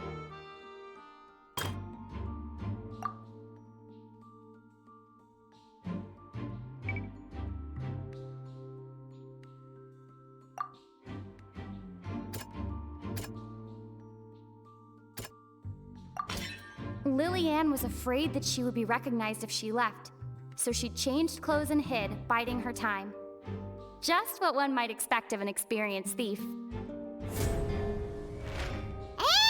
it's Ace Detective Paimon time! Having been selected out of the blue, Lillian panicked. Her panic only intensified after she entered the tunnel and had water poured on her head. So she kicked the door open, producing the thud we all heard. Hearing the commotion, Cowell leapt into the tunnel, only to discover that Lillian had not dissolved. He did not know that Lillian was not from Fontaine, but was a thief who made her way in by stealing a ticket. Mistakenly believing that the water from the primordial sea needed time to take effect, he tried to force Lillian back into the box. The two broke the flower vase during the struggle, but Lillian came out on top, knocking Cowell out and putting him in the box. With no way of escaping, she changed her clothes and hid in the costume trunk until the performance ended.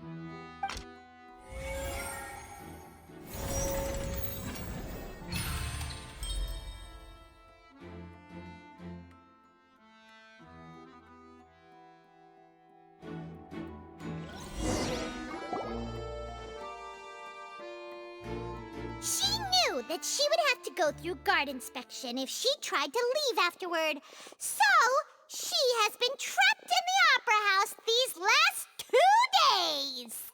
She had already become desperately hungry by the time we were chatting over macarons. So, she swiped 2 of them right under our noses. Talk about a sneaky thief. At this point, all the events that happened in the tunnel have now come to light. Ah, so that's the whole story. Bravo! Bravo! Now then, Lady Farina, do you wish to speak against the defense's statements? Please answer the question, Lady Farina. Also, if I may add, the trial has not yet ended. As such, I request that the prosecution not leave the room before the proceedings have concluded. What, are you reading my mind now? No, I have no further arguments. I admit defeat. But really, could you at least have left me with some dignity? Wow, look at that! She's like a deflated balloon now. If there are no objections, then as the Chief Justice of Fontaine, I shall once again repeat the full sequence of events. The actual perpetrator of the serial disappearances, Cowell, selected his next victim from the audience reservation list. With some modifications to the selector, he could ensure that the pre-selected young woman would be chosen. To cover up any evidence while committing the deed, Cowell thought of allowing the water tank to fall, which would conceal the water left behind after the young woman was dissolved. He also tampered with the rope suspending the water tank, using the fireworks at the end of the performance to cause the tank to drop and hide the watermarks. He poured the water from the primordial sea into a balloon during the preparation of the magic box and stuck it to the box's lid. Finally, he passed the prepared hook on a rope through the gap in the magic box's door when bringing the young woman to said box. When the magic trick officially began, the box containing the woman was lowered into the tunnel, tightening the hook rope and bursting the balloon containing the water. If all had gone to plan, the young woman would be dissolved at this time. However, Lillian was not from Fontaine and thus fled the box with a loud noise. Realizing that there was trouble, Cowell entered the tunnel and met Lillian. Thinking that the waters had not yet taken effect, he decided to proceed. However, his opponent was more capable than he thought, and he was overcome, knocked unconscious, and placed into the magic box, and thus became his own final victim. Lillian, according to her own statements, then changed clothes and hid until the performance ended, before hiding in other parts of the opera house. As for Linny, he was in the underground structures within the opera house, and was thus ignorant of these happenings.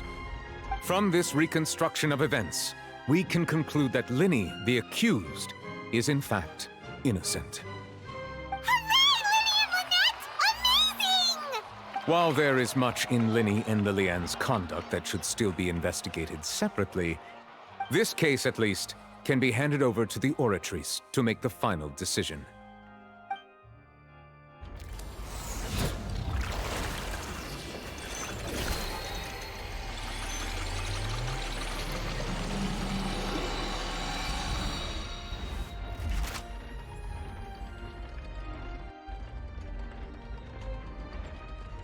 As such, Linny and Lynette are officially declared not guilty.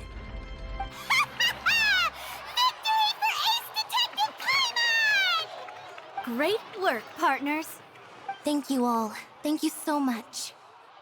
Next, I think we deserve an explanation, Guard Vaughn. How did you find the water from the primordial sea in Linny's baggage? Right! Your discovery caused me to make a serious mistake, you know.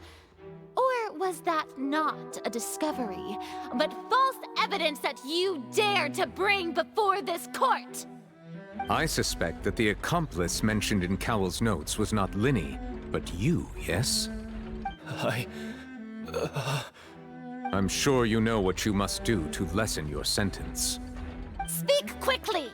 Unless you want to earn yourself a one-way ticket to Coupon Town. I was just following orders. We were supposed to place blame for the serial disappearances onto Linny, and thus cause suspicion to fall on the Fatui. The higher-ups said this was the best opportunity to do so.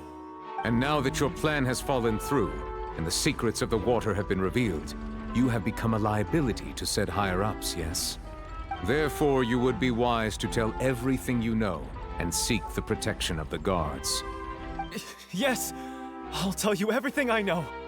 Our boss discovered that the water can cause people to dissolve. It can also be made into a potion, which when extremely diluted, can cause people to experience unforgettable exhilaration. We've been in this business for a while now, and have made decent mora off it. The disappearances were also the boss's idea. I mean, this is the boss we're talking about. The...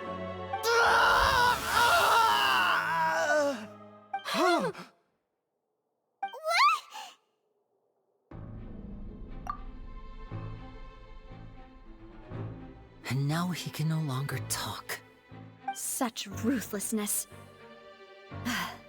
I shouldn't have expected any less of them. An outrageous act. All present, please submit to inspection immediately.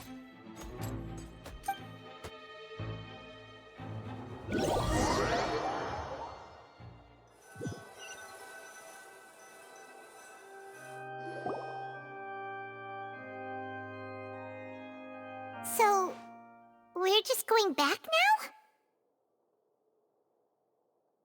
That's true, but... Traveler, Paimon! Please wait. Linny... I know you may not want to speak to me right now. Maybe you don't even want to look at me. But still, let me thank you again for defending me to the end, even after you learned that I'm a member of the Fatui. I guess. But regardless, I'd like the opportunity to set things straight. I didn't approach you with any ulterior motives or ill intent. I've spoken to you as myself, just plain Linny this entire time. As for why I'm a Fatus, it's because the goals of the House of the Hearth align with those of an orphan like me. That's all. That was how Father, who you might know as the Knave, approached recruiting us back then too. A knave? The one who controls the House of the Hearth? She's your father? That's right. And since we're here, I was wondering, would you mind hearing a story? It's about my past. Back when our parents first died, Lynette and I were left wandering the streets. To survive, I took to surreptitiously observing an older street performer who did magic. It took me several days to figure out how he pulled off his amazing tricks. I took my sister through several streets until we found a crowded corner, and we began to perform magic tricks there. To my surprise, we proved to be pretty popular, and we could at least stop worrying about where our next meal would come from for a time. But I didn't want my sister to remain a street rat together with me forever. Before long, an aristocrat came to me and claimed that he wished to take us in after watching my performances. So you went from orphans to nobility just like that? That was how we felt at first, too. As if fate was on our side and we could say goodbye to those painful days. But I gradually discovered that while we were called foster children, he was really after my talent for magic tricks. He would constantly take me to all sorts of banquets to garner attention, which he would then use to expand his social circles. That doesn't seem too bad either. Better than roaming the streets at any rate. It took a while for me to realize just how dark his heart really was. After one particular performance at a banquet, I discovered that Lynette was not on the same return vehicle as me. I waited a long time after we returned home, but she did not come back. I went to that noble's bedroom and asked him about her whereabouts. The answer he gave me was, she caught the eye of the most eminent person at the banquet, so I sent her over as a gift. I mean, you'll be able to perform your magic regardless of who your assistant is, yes? Oh no. So he was gonna... But wouldn't Fontaine's laws deal with such people? As far as outsiders are concerned, this is a relationship akin to adoption or foster care, and they have their ways of escaping the eye of the law. I managed to ferret out the location of the mansion of that so-called eminent person and hurried through the night. But by the time I leaped over the walls, avoided the guards, and made my way in, all I saw was the moonlit ground covered in blood, and the knave standing there in the darkness. So, she'd already taken care of that guy. That's right. She had rescued my sister before she could come to any harm, and had even discovered several girls hidden in a basement, all of them orphans. Father, the knave, might have seen something in me, and so she made me an offer. The House of the Hearth welcomes you, for your interests align with ours. Here, none will ever betray you. Indeed, betrayal shall never be permitted here. I was hesitant to trust her. I had just been betrayed by nobles. But she was also quick to destroy the noble who had taken us in at first, giving us back our freedom. Oh, so that's how the two of you joined the House of the Hearth. She has her own plans. She has gained permission from the Tsaritsa to first use the Gnosis' power once she obtains it. She plans to use it to find a way to break the prophecy and save Fontaine. So, she believes in that prophecy too? That's right. The whole House of the Hearth is currently working to combat that crisis. Today's case has also proven that people from Fontaine can indeed dissolve into some sort of water, thus further supporting the prophecy. All of us house members here, Lady Arlecchino herself included, are from Fontaine. We won't give up on defending our homeland. To us orphans, the only connection we have left to this world, apart from our family, is our homeland. So, from small deeds like distributing magic pockets to huge schemes like stealing a Gnosis, everything is aimed at dealing with that prophecy. It's all right. I understand. The only thing I can do is relate all this to you.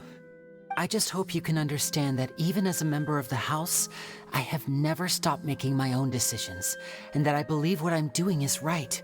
If you should need anything at all in the future, feel free to find me.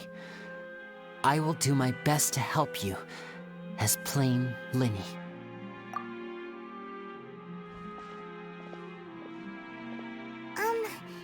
Bye, Linny!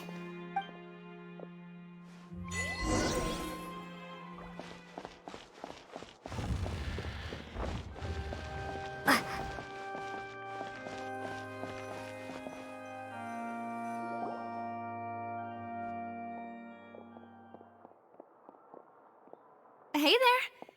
What was with the disappearing act you pulled right as the trial ended? Were you looking for us, Navia? Well, this whole thing isn't exactly over, is it? I do feel that we're getting closer to solving the serial disappearances case, though. Don't you think so, too? Huh? What's wrong, my dear partner? Besides, are you sure we're the ones friends who can crack a case that's been cold for decades now? And given that there's new evidence from the trial, there should be a trail of breadcrumbs for the Hydro Archon's people to follow now, right? Ah. I see. Well, I won't lie. I'm a little shocked to hear that from you. But I suppose you are just travelers who have only arrived in Fontaine after all. Sorry. I might have been too presumptuous. Don't say that, Navia. Ah, and we were having so much fun investigating with you, too.